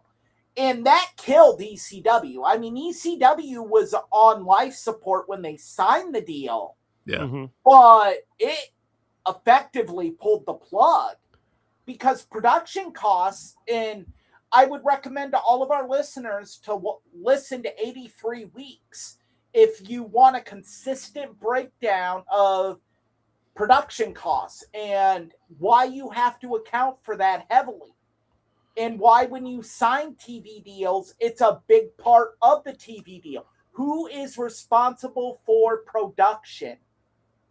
Also, too, you mentioned ECW. I watched Heyman's when I recommended. I don't know if you guys have seen it. Heyman being interviewed by Chris Van Vliet, and he talks about how when ECW was on TNN, they were the only time they were running commercials for ECW was during the ECW show. Yeah. Or they would air them on Roller Jam. I was gonna say they had like a rollerblade show where they would like promote. Oh yeah. Roller Jam was the lead-in to ECW. Yeah. Oh, I think I remember that. Yeah, and it was awful. It was scripted roller derby. Yeah. Yeah, because ECW would have to promote them all the time. What? Because ECW would have to like promote them all the time. Like Joey Styles would be in like his commentary booth talking about how great Roller Jam is or whatever. Yeah. And then they had some dramatic show about truck drivers that aired after ECW. Oh, sick. Oh, that sounds familiar. Yeah. Yeah, and they had Rob Van Dam on a 2-episode arc. Oh man, I need to find that. But the problem is, and this isn't funny, but it is if you really think about it. The episodes aired while Van Dam was recovering from a fractured ankle. Oh. So he wasn't even on ECW. Oh, wow. I don't even think the second episode aired. I think TNN just canceled the series. Oh, really? Yeah, that sounds right. It was awful. Like, you know how some of these series have an old, like, 80s actor or someone in it that you can relate to? No. No. Like, I think they might have had a dude who starred in the first Friday the 13th that wasn't Kevin Bacon in it. Okay, yeah. Wow. All right. Well, anything else on TNA? I mean, LOL TNA. Yeah. LOL and TNA. LOL at our chat. These are or what is what does Stevie Richards say? TNA is always going to TNA. Yeah. And that's I like Jim Cornette. Mud Show is always gonna Mud Show. Yep. And they're still somehow going to be alive 10 years from now. Yes, they will. According to Eric Bischoff, there is one man that can save TNA. Huh. Oh, you didn't know? Yeah. Oh, that's right. Oh, yeah. We didn't mention forgot that. about that. Apparently, Road Dogg is going to be part of the creative team. Yeah, because he was so great at that the first time. Oh my God. I heard Eric Bischoff say that, and I'm like, I saw the headline on Wrestling Inc., and I said, this has got to be a rib. Really? They're ribbing me. And then I listened to it, and I'm like, holy fuck, he's serious. Yeah. If Road Dogg is your saving grace, you are in a world of shit. Yeah. Well, this is coming from the same Eric Bischoff who said by this time in 2026, TNA would be the number 2 promotion in America. I think he's recanted on that. Well, I would fucking hope so by now. he has went back on that. He is actually very pro AEW as of late. Yeah, he has been. But, I mean, when he said it, though, I mean, he wasn't, in my opinion, I mean, he wasn't wrong that it was a possibility. Because you look at it, and Matt, I know where you're going. So I had a thought in my head. AEW was kind of dipping. Right. TNA was kind of rising because they had this AMC deal. So the partnership with WWE, which has helped them, and which actually helped them get the AMC deal, but also has helped them a lot. I mean, they're drawing much bigger houses than they used to, and yeah. So they were definitely ascendant for a while. So and then I don't know, AEW caught fire and kind of never looked back, and TNA was doing what we know TNA for. Yep. Hey, Dairy PH. I think you meant I would look like Road Dogg if you added a chromosome. if you took away a chromosome, it wouldn't matter much. Adding is, if you're going to try to accuse someone of being mentally retarded, know the correct verbiage. You have to add a chromosome. Well, what do you think of his Pokemon? That's what I was laughing at. That was a good one, but then he totally destroyed it with the looks like Road Dogg if you took away a chromosome. Because he said if Eric, so I don't know anything about Pokemon other than, you got to collect them all. But yeah, he said if Eric was a Pokemon, he would be Tardichu? It's like Pikachu. But... okay. I know who Pikachu is. Okay. Yeah, here we go. Oh, I get it. Okay, gotcha. There you go. All right. Now it's making sense. There's the light bulb. Okay. Thank you, Boomer. All right. Boomer says Dairy PH is a chud. All right. Oh, no. It's add a chromosome, Dairy PH. Well, should we get to the you're gonna troll appropriately. Should we get to the main event? Yeah. Night of Champions? I think this is gonna be a knockdown, drag out fight. Well, Eric, did you watch it? I did not. I read the recap. Okay. All right. I watched it live. I thought it was a pretty good show, to be honest. I thought it was fine. A lot of people in the IWC have been dumping on it. James Romero, of course, the most cynical man on earth, posted a video earlier just condemning the show as being some of the most awful shit that he'd ever seen. No, I thought it was okay. I didn't think it was great. I loved the main event, though. The main event was incredible. The main event was incredible. Dairy PH, your Turner syndrome argument is ridiculous because Turner syndrome only affects women. You dumb fuck. All right. Yes, it is caused by less chromosomes, but it only affects women because of the diminished chromosomes. Unless this is there might be more than one layer to this joke. He might also be implying that you have a vagina. Don't give him too much credit, Matt. Okay. I think he's like just looking up things and not researching. Right. Yeah. Good job, buddy. Yeah. Austin looks so lovely today. At 67 Eastern, yes. Thank you. Oh, there you go. All right. Well, Austin's always got fans. Austin? Huh? Is this another one of your friends? I do know this person, yes. Okay. Oh, you do? Okay. Yeah. I thought you might have a Facebook stalker or someone, Yeah. Just throwing that out there. So, Austin, you thought Night of Champions was a very good show? I mean, yeah. I mean, both the King and the Queen of the Ring had the correct winners. I thought Seth and Braun had actually hell of a cage match. I enjoyed it. Yeah. And the main event, I think it's one of Cody's best matches he's had in a while. I think it's one of Sammy's best matches he's had in a while. Yeah. Yeah, I think the only kind of like down, I think I wasn't too crazy about Tiffany and Jade. I just don't think that wasn't much of a match to go with, but I didn't really have much of a problem with much of the show. Well, we can go through them. So it opened with Obafemi versus Jey Uso. Yes. People were complaining online, and I don't understand.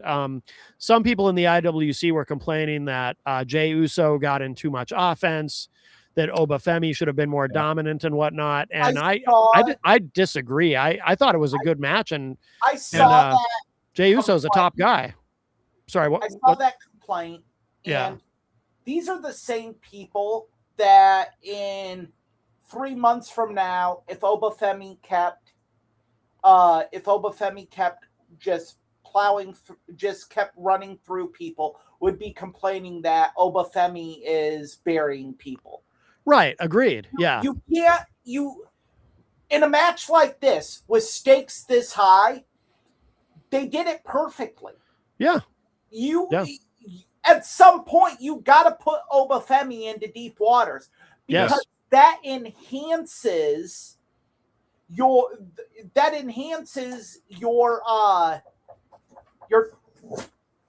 talent's ability. Hold on, I have a knock at the door. I'm going to let you guys talk. Oh, okay. All right. Yeah, go ahead. Going back to the Jey Uso thing, I think it's just the IWC doesn't like Jey Uso. I think that's really what the crux of the issue is. No matter what Jey Uso does, it's the worst shit that they've ever seen in their life. When however you feel about Jey Uso is however you feel. I'm not super big on Jey Uso, but when he has a good match, I can recognize a good match when I see one. Yeah. And yeah, given what the stakes were, given what everything was, yes, Obafemi should have won. I'm happy he did. I would have been very angry if Jey Uso won. Yeah. But I gotta mute Eric's thing here. Wow. How do I even? Does he have to mute it on his end? No, there's a way to do it. I've just never had to do it. Oh, his little dog stopped barking. But I think it's. Jeez, wait a minute. Can I do this? Oh, but his audio is still on. Everyone can hear. Oh God, how do I just mute him? Should be able to mute him. Oh, wait a minute. There we go. I figured it out. Okay. Yeah, go ahead. But yeah, Jey Uso had to get some offense in, and it's not like it's not like he dominated most of this match or anything like that. Like Oba still pretty much dominated the match, I would say.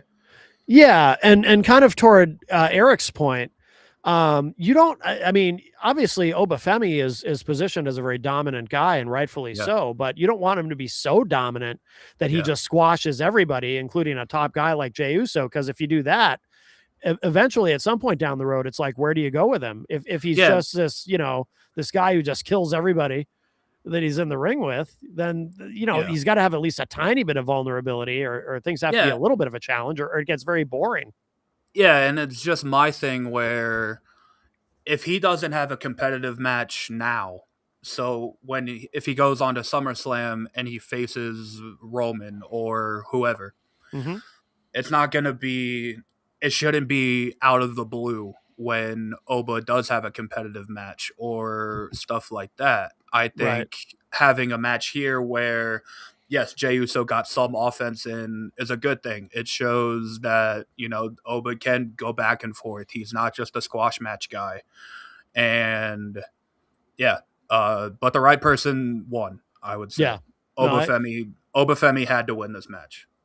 Although I thought it would have been kind of intriguing if maybe Lesnar showed. Well, Lesnar wasn't going to go to Saudi Arabia, I guess. But if Lesnar not if he wasn't in a match, no. Exactly. If Lesnar showed up and cost Obafemi the match, and then Jey Uso wins, and then maybe, because I always thought this would have been interesting, but I don't think they're ever going to get to it. Maybe Jey Uso decides to challenge Roman Reigns now that he's King of the Ring. Because Jey is himself a former world champion now, and maybe he sees himself on the same level. They could have done something interesting like that, but no, I agree with you, and I liked the match, and I disagree with the people who are complaining about it. Eric, are you back with us? Is your someone sent a pizza to my apartment. No shit. Yeah. Like on purpose? Juvenile. On purpose? Yeah, like the person knocked at my door and they're like, you ordered a pizza, and I'm like, no, I didn't. I'm recording a podcast right now. Yeah. So you can take your pizza on your merry little way, but they are going to track the order and figure it out because it's a large order. So whoever did it is probably going to have to pay for it. See, I don't mind if somebody does that to me as long as they pay for it ahead of time. I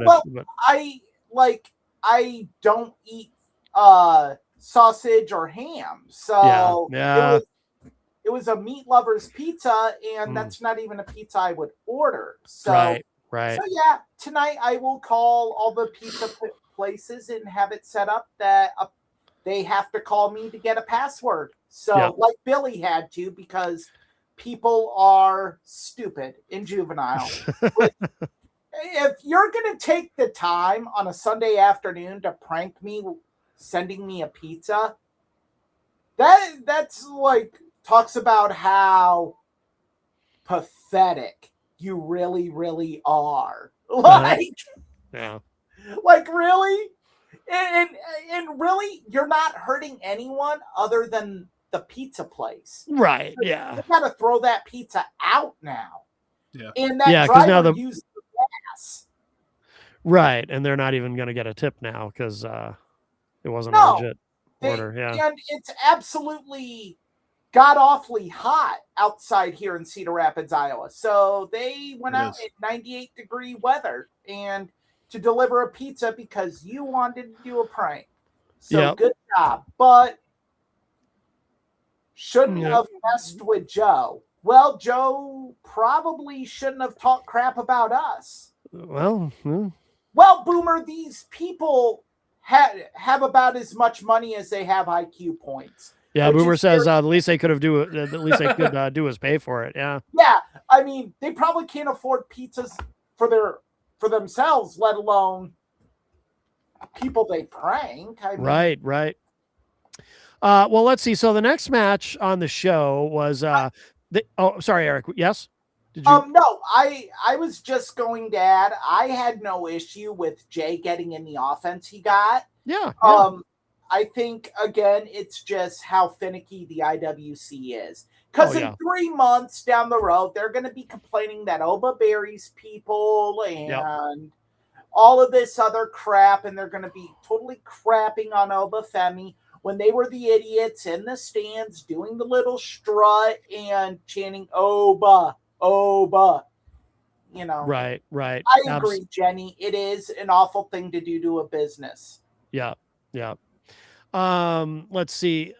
So next up was Io Sky versus Liv Morgan for the Queen of the Ring. So they got the King and Queen out of the way, Yeah. first on the card. I have to tell you, so two of my favorites, Io Sky and Liv Morgan, but I was a little bored. I found the match to be very sort of paint by numbers, and I found my attention drift. I liked the finish, but I found my attention kind of drifting. Of course, they gave away who was going to win anyway with the Danhausen thing. Yeah, Danhausen cursed Liv Morgan, and that pretty much told me right there. Oh yeah, Io's winning. That's what Jenny said too when we watched that. She's like, Yeah. "Oh yeah, now we know who's going to win." I figured Io was going to win anyway. Yeah, because Liv, I don't even like the fact that Liv was in this tournament. How about we come up with a story for the title that she's actually fucking holding Right. instead of having her try and wrestle for both. Right. But yeah, this felt like a Raw match. You know what I mean? Yeah. It felt like a match they would have on Raw. Yeah. Sometimes I think people just don't have chemistry, if that makes sense. And Yeah, of course. Yeah. I don't know if Io Sky and Liv Morgan have that main event level chemistry. And the thing is they're gonna have to get there with SummerSlam coming up. Right. They're gonna have to figure it out. Right. But I read the recap. I do not watch the Saudi Arabia shows. Mm-hmm. And it just seemed like a very simplistic match. Yeah. Like, it seemed like they just went through the motions. Like That's how it felt watching it. Yeah. When I was reading it, I'm like, okay, this is what I could see if you had a tag match. Yeah. On Raw. Yeah. Like what Austin said. It was just formulaic. Yeah. And then we had Io challenge Liv right then and there, which we've already talked about. Do you have Io beat Liv twice in the matter of like a month? because I think it depends on how involved Danhausen is. Right. That's true. If he doesn't lift the curse, then Yeah, I mean, yeah. and there's no guarantee that Liv has the title going into SummerSlam. If we really True. look at it, look, this curse thing is the most over thing WWE has done in probably the last 2 years. yeah. Danhausen, because of the curse, has become a pop culture phenomenon. Yeah. Yeah. And WWE has to ride that wave. Yeah. So Like, you have him curse Liv Morgan. You got to really hammer this home now. And I'm sure WWE knows that. Yeah. Yeah. Like, I know people, like, personally, in my personal life, that don't watch wrestling, do not know wrestling at all, but they know who Danhausen is. Yeah. Like, that is insane. Yeah. The guy had to turn down an invitation to take part in the Knicks NBA championship parade. Yeah. He was invited by the Knicks to take part in their championship parade. And because of another obligation, he had to turn it down. Mm-hmm. Right. To put that into the appropriate context, Hulk Hogan was never invited to a championship parade in his 80s heyday. Yeah. True. Stone Cold Steve Austin was at a Patriots AFC champions game where they honored them as AFC champions opening day in 1998, I believe. He had the old school Patriots jersey that said 316 on it. Oh, Yeah. I've seen that picture. Yeah, that was when they honored them for winning the AFC championship. But not a championship parade. Yeah. Look, Danhausen, and I feel like we talk about him a lot, but he's a phenomenon right now. Yeah. And you got to embrace that if you're WWE. So you can't just have him do "you are cursed" and have it mean nothing. Right. So with Liv being cursed now, you have to have this pay off. Yeah. I still worry about him getting overexposed. I think that's gone now. Yeah. Do you think it's too late? Is that what you mean, or you? No, think... I think like there's no overexposure. Really? Yeah. Danhausen Once you're a pop culture phenomenon, overexposure is done. Oh, I don't agree with that. We've seen a lot of pop culture phenomenons come and go. I will tell you guys right. this. I went into Hot Topic this week because I'm a big fan of the book series Dungeon Crawler Carl. And they have shirts to see if they had shirts. I saw a Danhausen shirt on their wall. Mm-hmm. I looked at the slot, gone. Yeah. I went to the cashier and I said, "Hey, when are you getting more of the Danhausen shirts in?" He said, "We can't keep them in.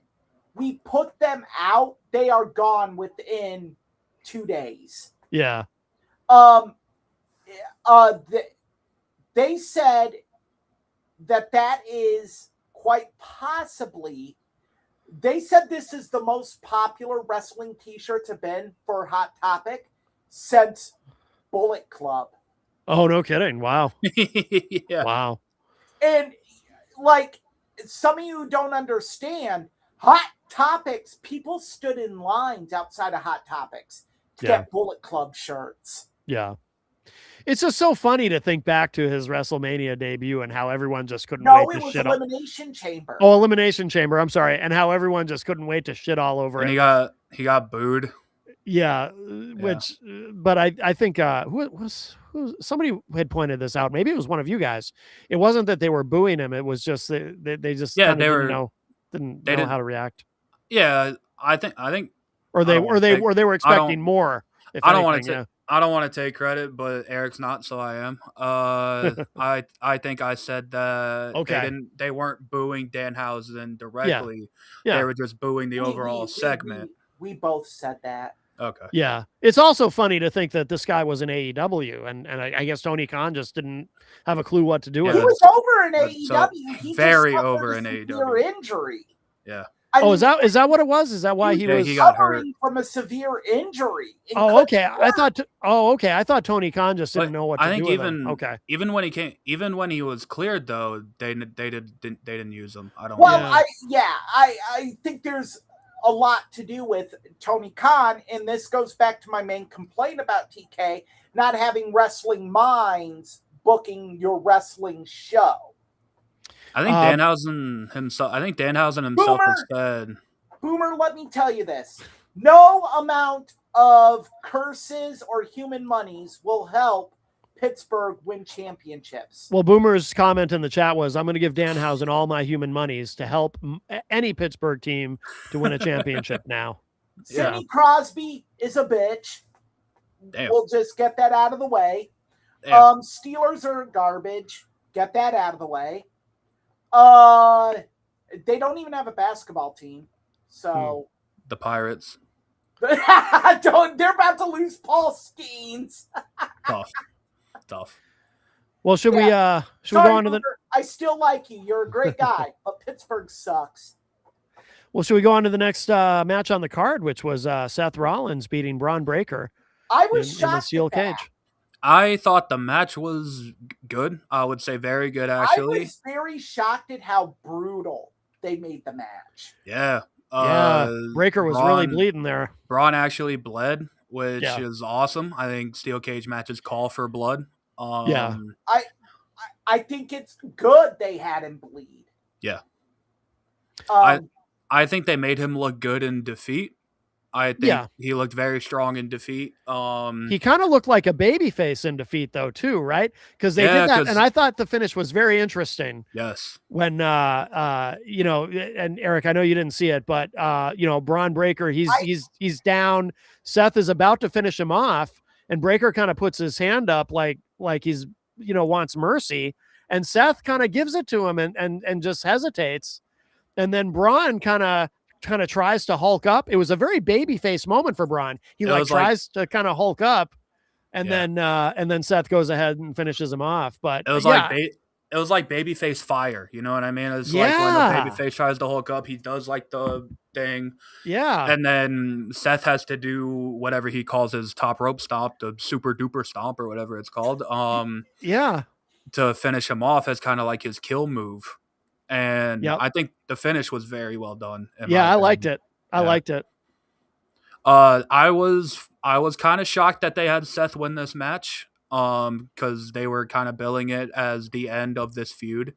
Mm-hmm. I was for certain that Braun would have won this feud because Seth is at a point in his career where I don't think he really needs to beat Braun. Like Seth, his spot is cemented no matter what happens to him at this point.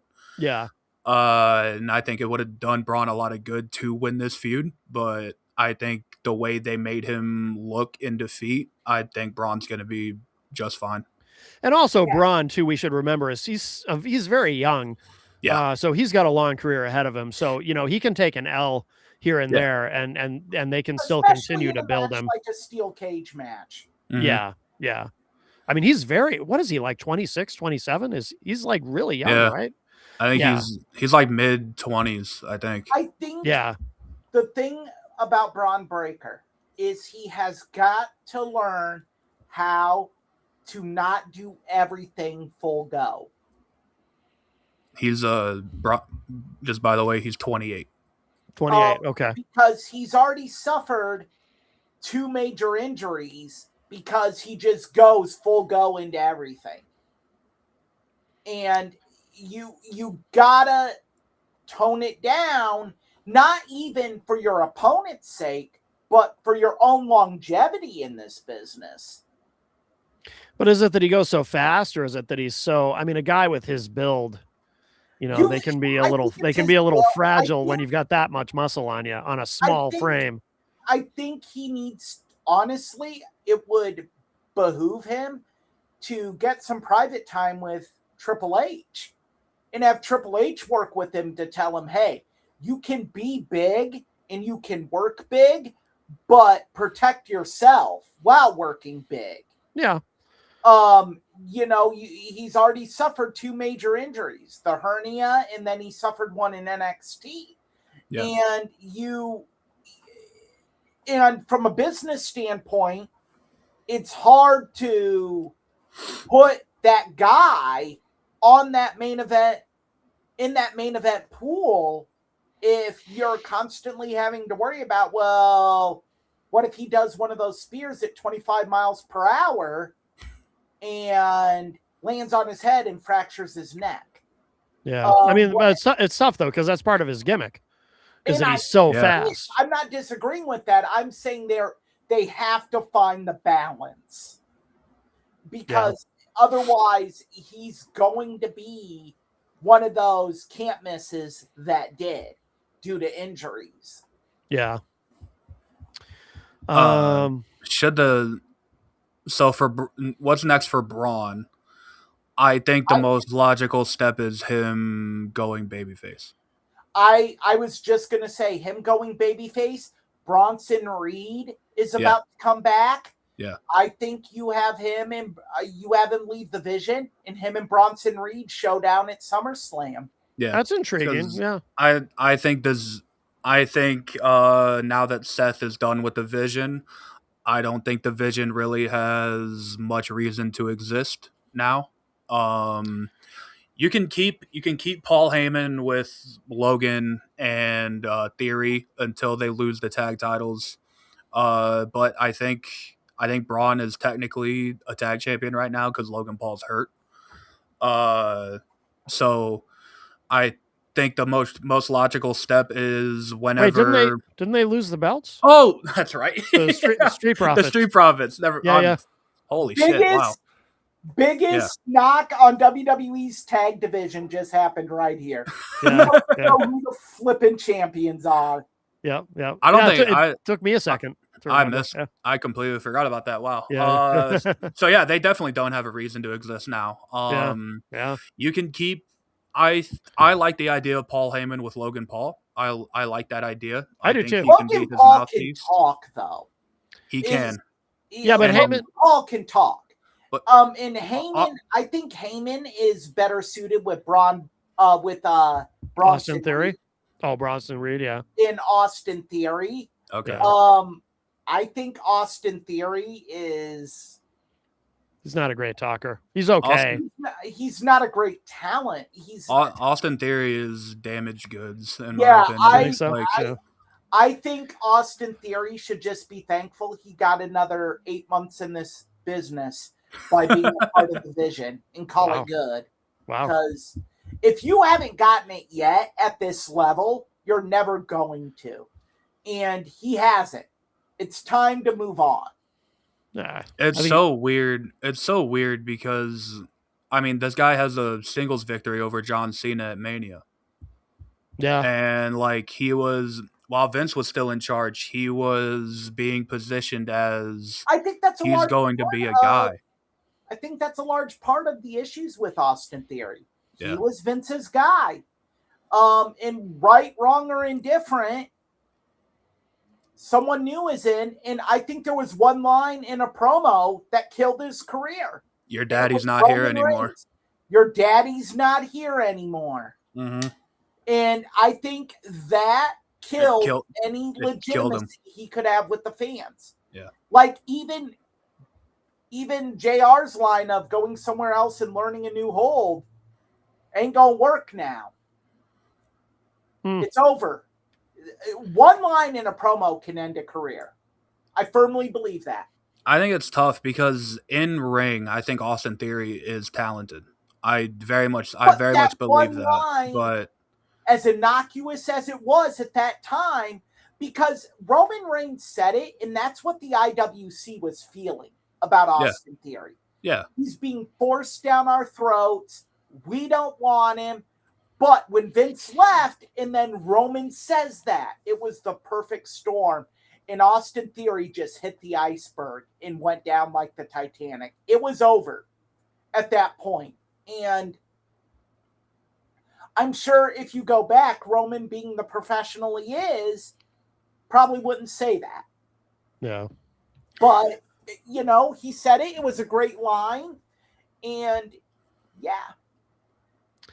Well, should we move on to the next match on the card? Trick Williams versus Ricky Saints for the U.S. title.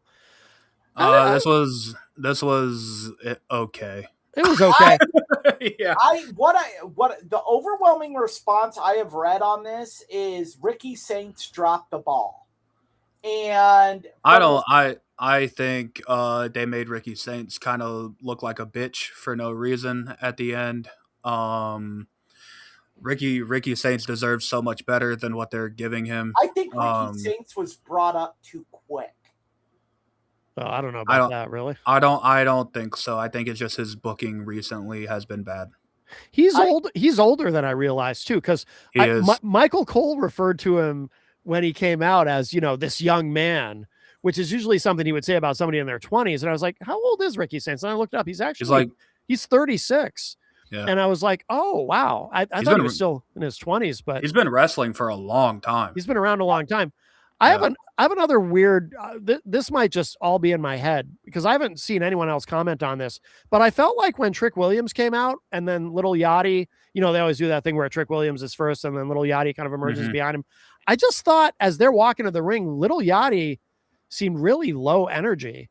Like he was less, you notice that? He was much less animated than usual. I don't know if he wasn't feeling well or something, but is maybe jet lagged. Maybe, yeah, it probably was something like that, but he just seemed kind of low energy. Because like Little Yachty seemed like basically has been full time with Trick Williams recently. Like he has been there every show with him. Even when they do house shows, I don't know if Little Yachty's on those house shows with Trick. I wouldn't think so, but he's at every TV. He's at every PLE.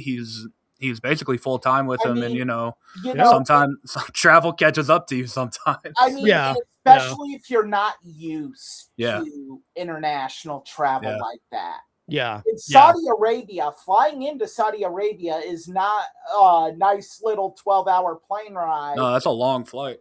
It is. You fly, you land somewhere, and then you have a layover, and then you get into Saudi Arabia. Yeah. I thought the match was I felt a little, I kind of felt about it the same way I felt about Io Sky versus Liv Morgan. I was kind of like, it's sort of paint by numbers. Yeah. I truly didn't like the end where Trick's celebrating and then Ricky's coming up from behind him and then Little Yachty kind of attacks him and hits him with the people's elbow. Looked awkward as hell.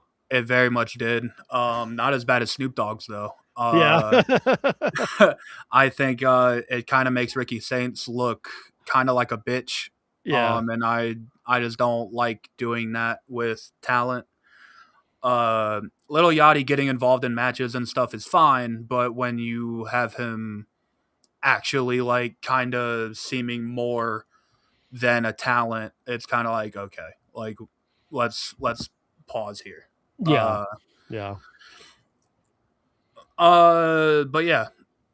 Trick still over as hell. I think the next logical step is him and Mello at SummerSlam. I think that's where we're heading, at least I would accept it then. I think that's the best move they can make. Because I think they've held off on Trick and Mello for long and that enough. Was smart considering the feud they had in NXT. Yeah. But now I think you need to fill US Bank Arena, and that's the best way to for the undercard, the best way to do it. Yeah. It's funny to think about how when they brought Trick Williams up to the main roster, they tried to position him as a heel with his initial feud against Randy Orton, and it just was not going to work. He's just so likable. It's impossible. How do you boo this man? Yeah, it's just I remember that entrance, his debut entrance, and you know how NXT call-ups usually go. It takes the crowd a little bit to get used to it. Yeah, right away. he I had was over. flashbacks Yeah. to when Enzo and Cass Yeah, were yeah. in the main roster when Trick joined. Like They knew. the Yeah. crowd got it It immediately. wasn't like Yep. when Ricky Saints came up and it was a rat piss on cotton. Yeah. Right. Yeah, absolutely. All right. So then we've got Tiffany Stratton defending against Jade Cargill. It was all right. Yeah. It was what it was. Detail here. As, Some duos got it and some duos don't. Yeah. And for whatever reason, Jade Cargill and Tiffany Stratton, they don't got it. And I don't know why we keep going to this well thinking it's going to be a different result. Yeah.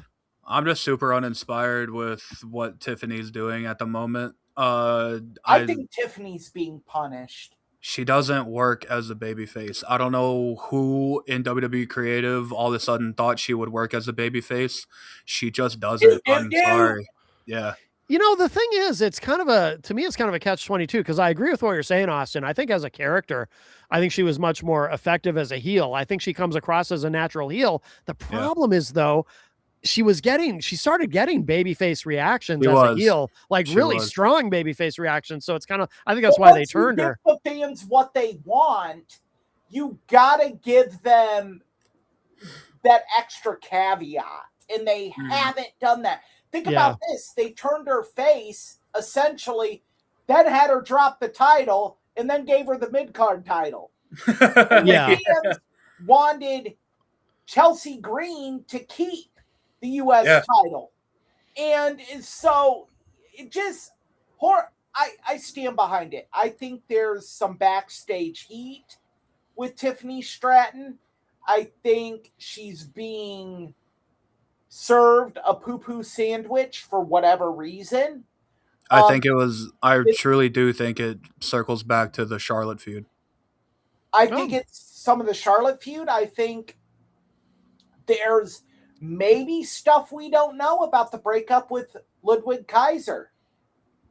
Maybe there was some backstage stuff with that wasn't handled professionally on Tiffany's part. And you know, there's that unwritten rule that if you're going to date in the locker room, when it ends, business is business. And you got to still do what's right for business. And if you're going to create drama, especially when the head guy is a former wrestler and really is in tune with locker room politics like Triple H is, good or bad, you can't play it. So if the breakup was because Ludwig was cheating and, like is rumored, and Tiffany went around and played Gossip Girl's high school girl, you know, I think that's where Triple H came in and said, you're going to eat shit and like it. Yep.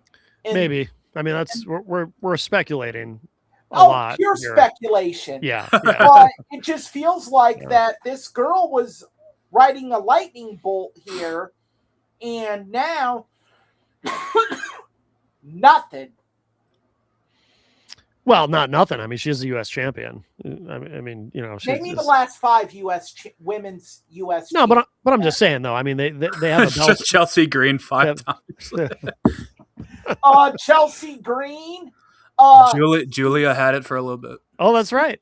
C Green. Chelsea G. We're just running different variations of Chelsea Green. Well, should we get to the main event of Night of Champions? Yeah. Which I love. All right. Well, before we get to this, I want to read a tweet that I posted. Okay. This was while Sammy was making his entrance, so the match hadn't happened yet. Yeah. I posted, I know it ain't happening today, but when is WWE finally gonna let Sammy just hold the WWE title? They've told us can't win the big one story for so long that at some point he has to win it. but I'm afraid it won't mean as much because they've waited too long. Ah, That was while Sammy made his entrance, and no then kidding. I quote tweeted myself when the 3 count happened, and it was all caps. Oh my fucking god! Let Yeah. me say my opinions on this, and then you two can go off on me. Okay. I hate the people shitting on this right now. I agree. Yeah, me too. I think it's great. I love what they did. I hate that it happened. And here is why. Because no one buys this. And let me finish. The reason no one buys this, the reason why there's a lot of us that aren't bashing it because we think Sammy deserved it. We think Sammy deserved it is because it's just going to be a throwaway title reign. Let's be real. It is going back to Cody before SummerSlam. I 100% believe that. I don't. That means I don't Sammy either. is going to get a short reign. And while belts don't make the wrestler, removing it quickly hurts the wrestler. And I think that's going to be the case here. WrestleMania is going to be in Saudi. The next WrestleMania. What if they're going to let him keep it all the way to Mania? So here's what I thought. I thought it wasn't going to happen here because it was going to happen in Saudi at Mania. Oh, okay. I thought it was going to happen in Saudi at Mania, so I thought, okay, there's no way he's winning the belt here. But now that they did it here, I see that's when the interesting conversation comes up because WrestleMania is in Saudi. Mm-hmm. How long is he actually going to hold this belt? Like, would WWE actually have the balls to have him keep this until WrestleMania? No. And you know in your heart of hearts, Austin. No, I don't think so either. I think it's possible. I don't think it's impossible that they would do it. Look, let me poo-poo on your guys' parade. and Jenny's, she agrees with us. And Jenny. Appreciate you, Jenny. I'm going to look at the camera and say this, point blank. To all of you in love with this Sami Zayn title reign, take a picture of that mental image. Frame that in your mind. Because you blink and you're going to miss it. This is not a long-term play. This was the right play given the circumstances, but it is not a long-term solution. Sami Zayn is better as the underdog, as the guy always chasing the title. The moment you have him win, you diminish that. And they're going to learn that, and then they're going to pivot, and they're going to pivot hard. And they're going to pivot in such a stupid way that you guys are going to be crawling into that week's episode on hands and knees saying, Eric, you were right. When they have Sami Zayn drop it to Solo Sikoa on a random SmackDown. That's when I stopped watching WWE. I'm an AEW watcher only. Or at a community center in Paducah, Kentucky. But that is how this is going to go down. I'm sorry, people. I've seen this movie. I've seen it to the end credits. I know how it ends. Been there, done that. Want the T-shirt. Move on. But you can't tell the story of the underdog chasing the title forever. At some point, that story has to end. We've had the payoff. The payoff has happened. So now, I guarantee you, they're sitting there, and Triple H goes, well, how the hell we get it off him now? I doubt it. That's a Vince move. That's not a Triple H move. Triple H has done it before. What they with who? Oh. I guarantee. Gotcha. Fuck you. Look, I don't know. I'm just saying, my feeling is that this is what's happening. They're already sitting there plotting and scheming how they get it off of him. And it's going to be such a train wreck. I wouldn't be surprised if they bring in Zilla Fatu and have him lose it to Zilla randomly at a house show in fucking East Lansing, Michigan. Here's part of why I think you're wrong. This whole thing, and I know you guys, because we talked about it before, you guys prefer him as a babyface. But this whole heel thing he's doing now as the last real good guy is so good. I will be honest. The last month or so of Sammy has been very good. Yes. Yeah. And credit to him, because not everyone could pull off playing this character with all this nuance involved. Not everyone can do that, but Sami Zayn can do it. He's good enough. He can do it, and he's doing it. And it's so good. And that's part of why I think they leave the belt on him, because now he's going to be he's the champion. Assuming you're going to have him. You're gonna have him beat Cody. You're gonna have him beat CM. No. I'm not saying that necessarily, but I don't know. We'll see. But they can leave it on him for a little while at least, and have him be this, he's still doing the last real good guy thing, and maybe he cheats to win to keep the belt, but he always sees it as, well, I didn't really cheat, or they deserved it, or whatever. And continues on because his character is so good right now, and I think having the belt makes it even better. And I do think they're gonna. Maybe they don't let him keep it to Mania, but I think they are going to let him ride with it for a while and see how much more they can get out of this. The last real good guy. I think what really comes of this reign is what his SummerSlam match is going to look like. Hey, about that I've been outvoted. Wait, we gotta read the comment for our audio listeners, Eric. So Jenny posted in the chat, "Give it up, Eric. You've been outvoted." Blah ha ha ha. You know what? Look at the last presidential election. Outvoted doesn't always mean right. So I'm gonna say that. Well, that's certainly fair. Look, I'm just telling you. Yeah. This is how I see it. You're a pessimist, though. How I see it, and I could be wrong, but I doubt it. I think what Sami Zayn's SummerSlam match is going to tell a lot about what this reign is going to be. I don't see him making it to SummerSlam as I do. I think I'm of the opinion that yes, they probably don't have him keep it till WrestleMania. I think there's a very good chance he loses it at SummerSlam. Because the match I have in my head is Sammy versus Gunther at SummerSlam for the belt. But I think it's not a wasted title reign if we get a very good month of TV with him as the champion. I really believe that. Agreed.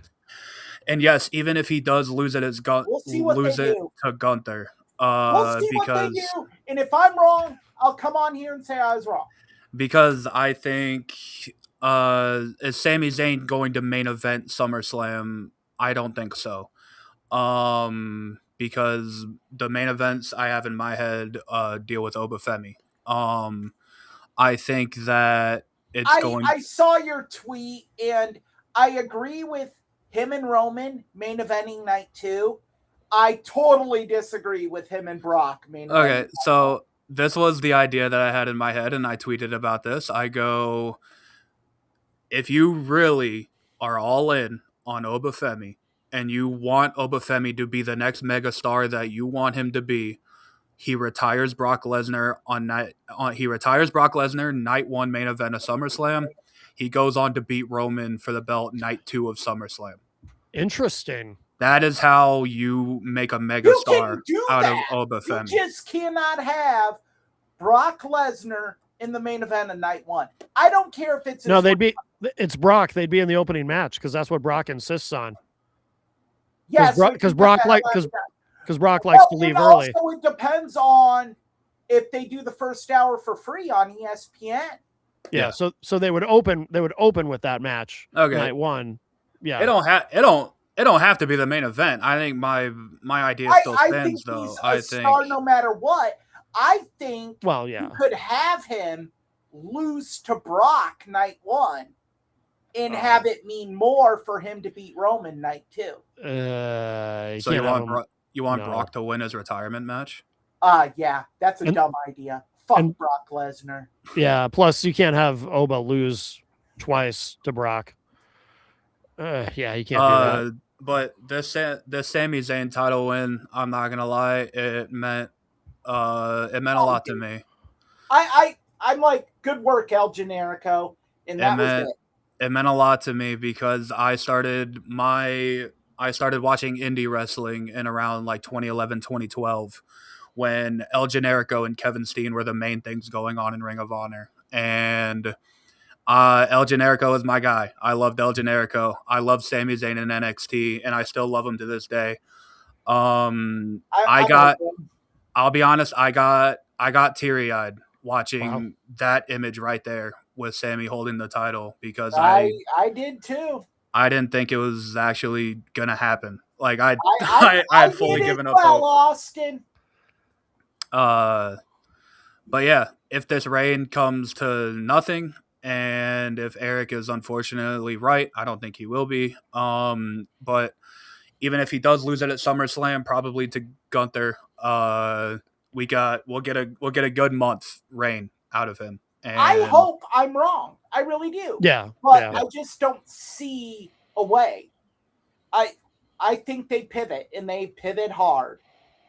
And I think it's going to be unfortunate. But Sammy's, no matter how you look at it, Sami Zayn definitely deserved this. Yep. Agreed.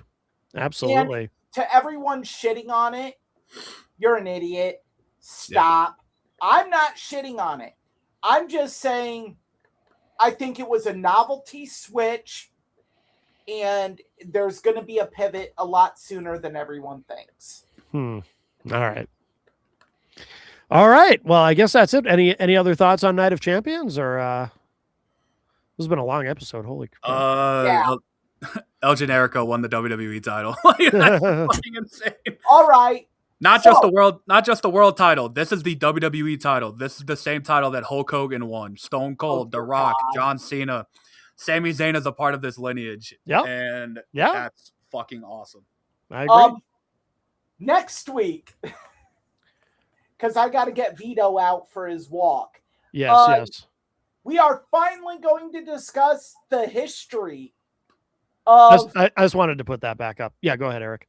You can put up the chat that came through as well, and I'll address that momentarily. Yeah. We are going to discuss the history of the Great American Bash. Yeah. We are going to talk about where the idea came from, because the history of the Great American Bash was never a pay-per-view.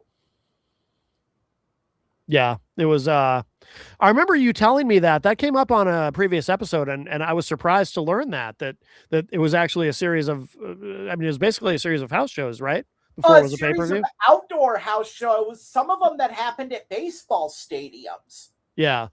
That's where War Games got its start. Was at the Great American Bash. Yeah.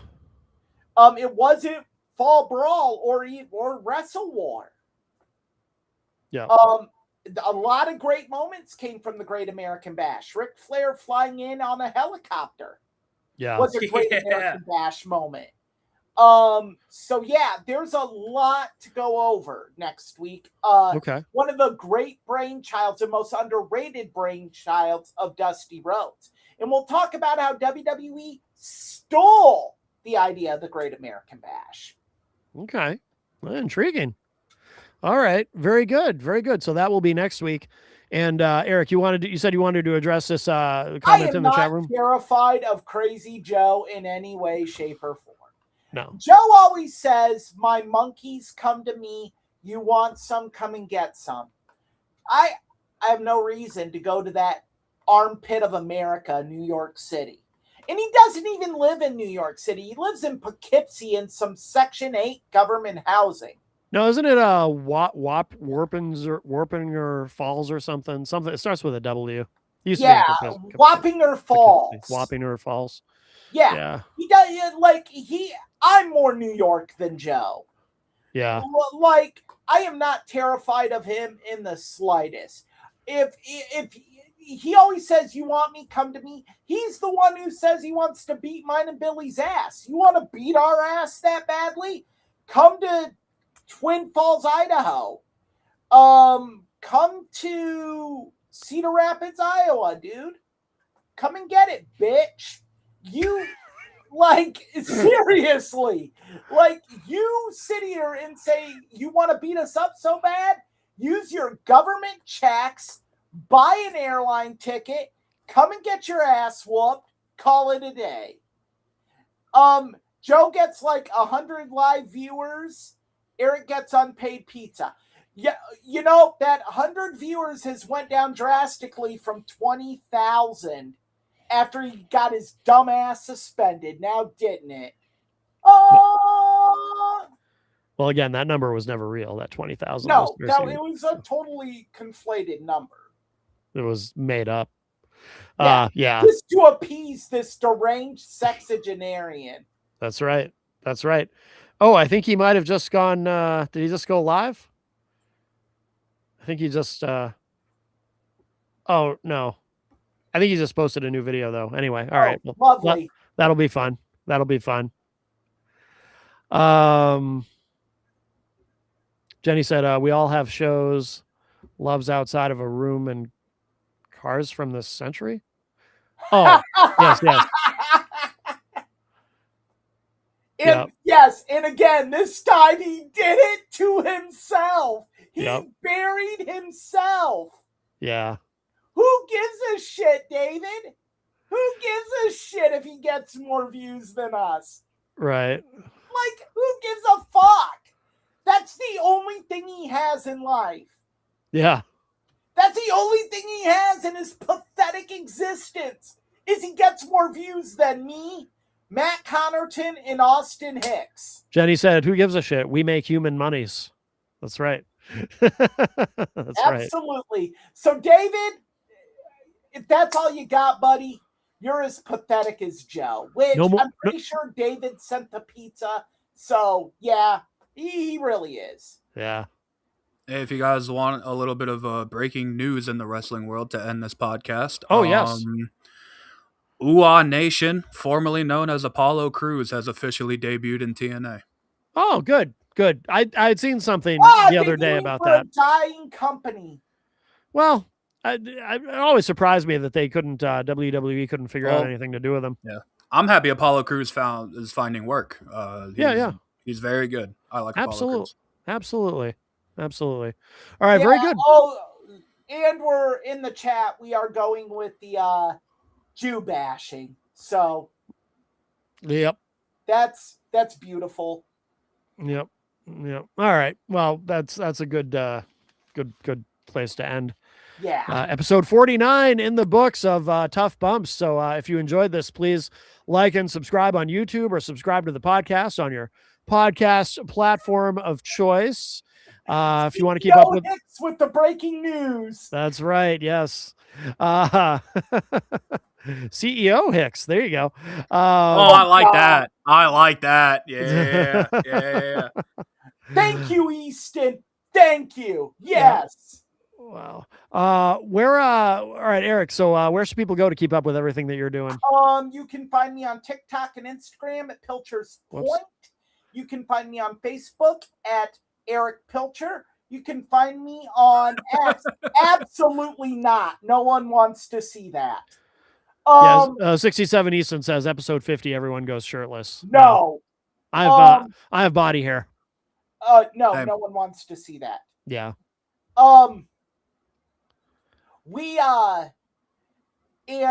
Then you can also find me on X at eric.pilcher.it, and you can find me on the irishtribune.com.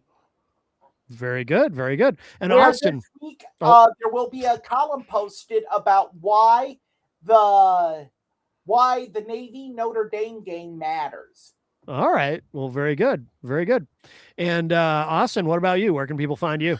I'm on X. If you just search my name, you'll find me. I live tweeted during Night of Champions. I'll be live tweeting during Forbidden Door tonight. I talk about wrestling. I talk about movies. I just saw Toy Story 5 the other day. I talked about that on my Twitter. So if you care, follow me.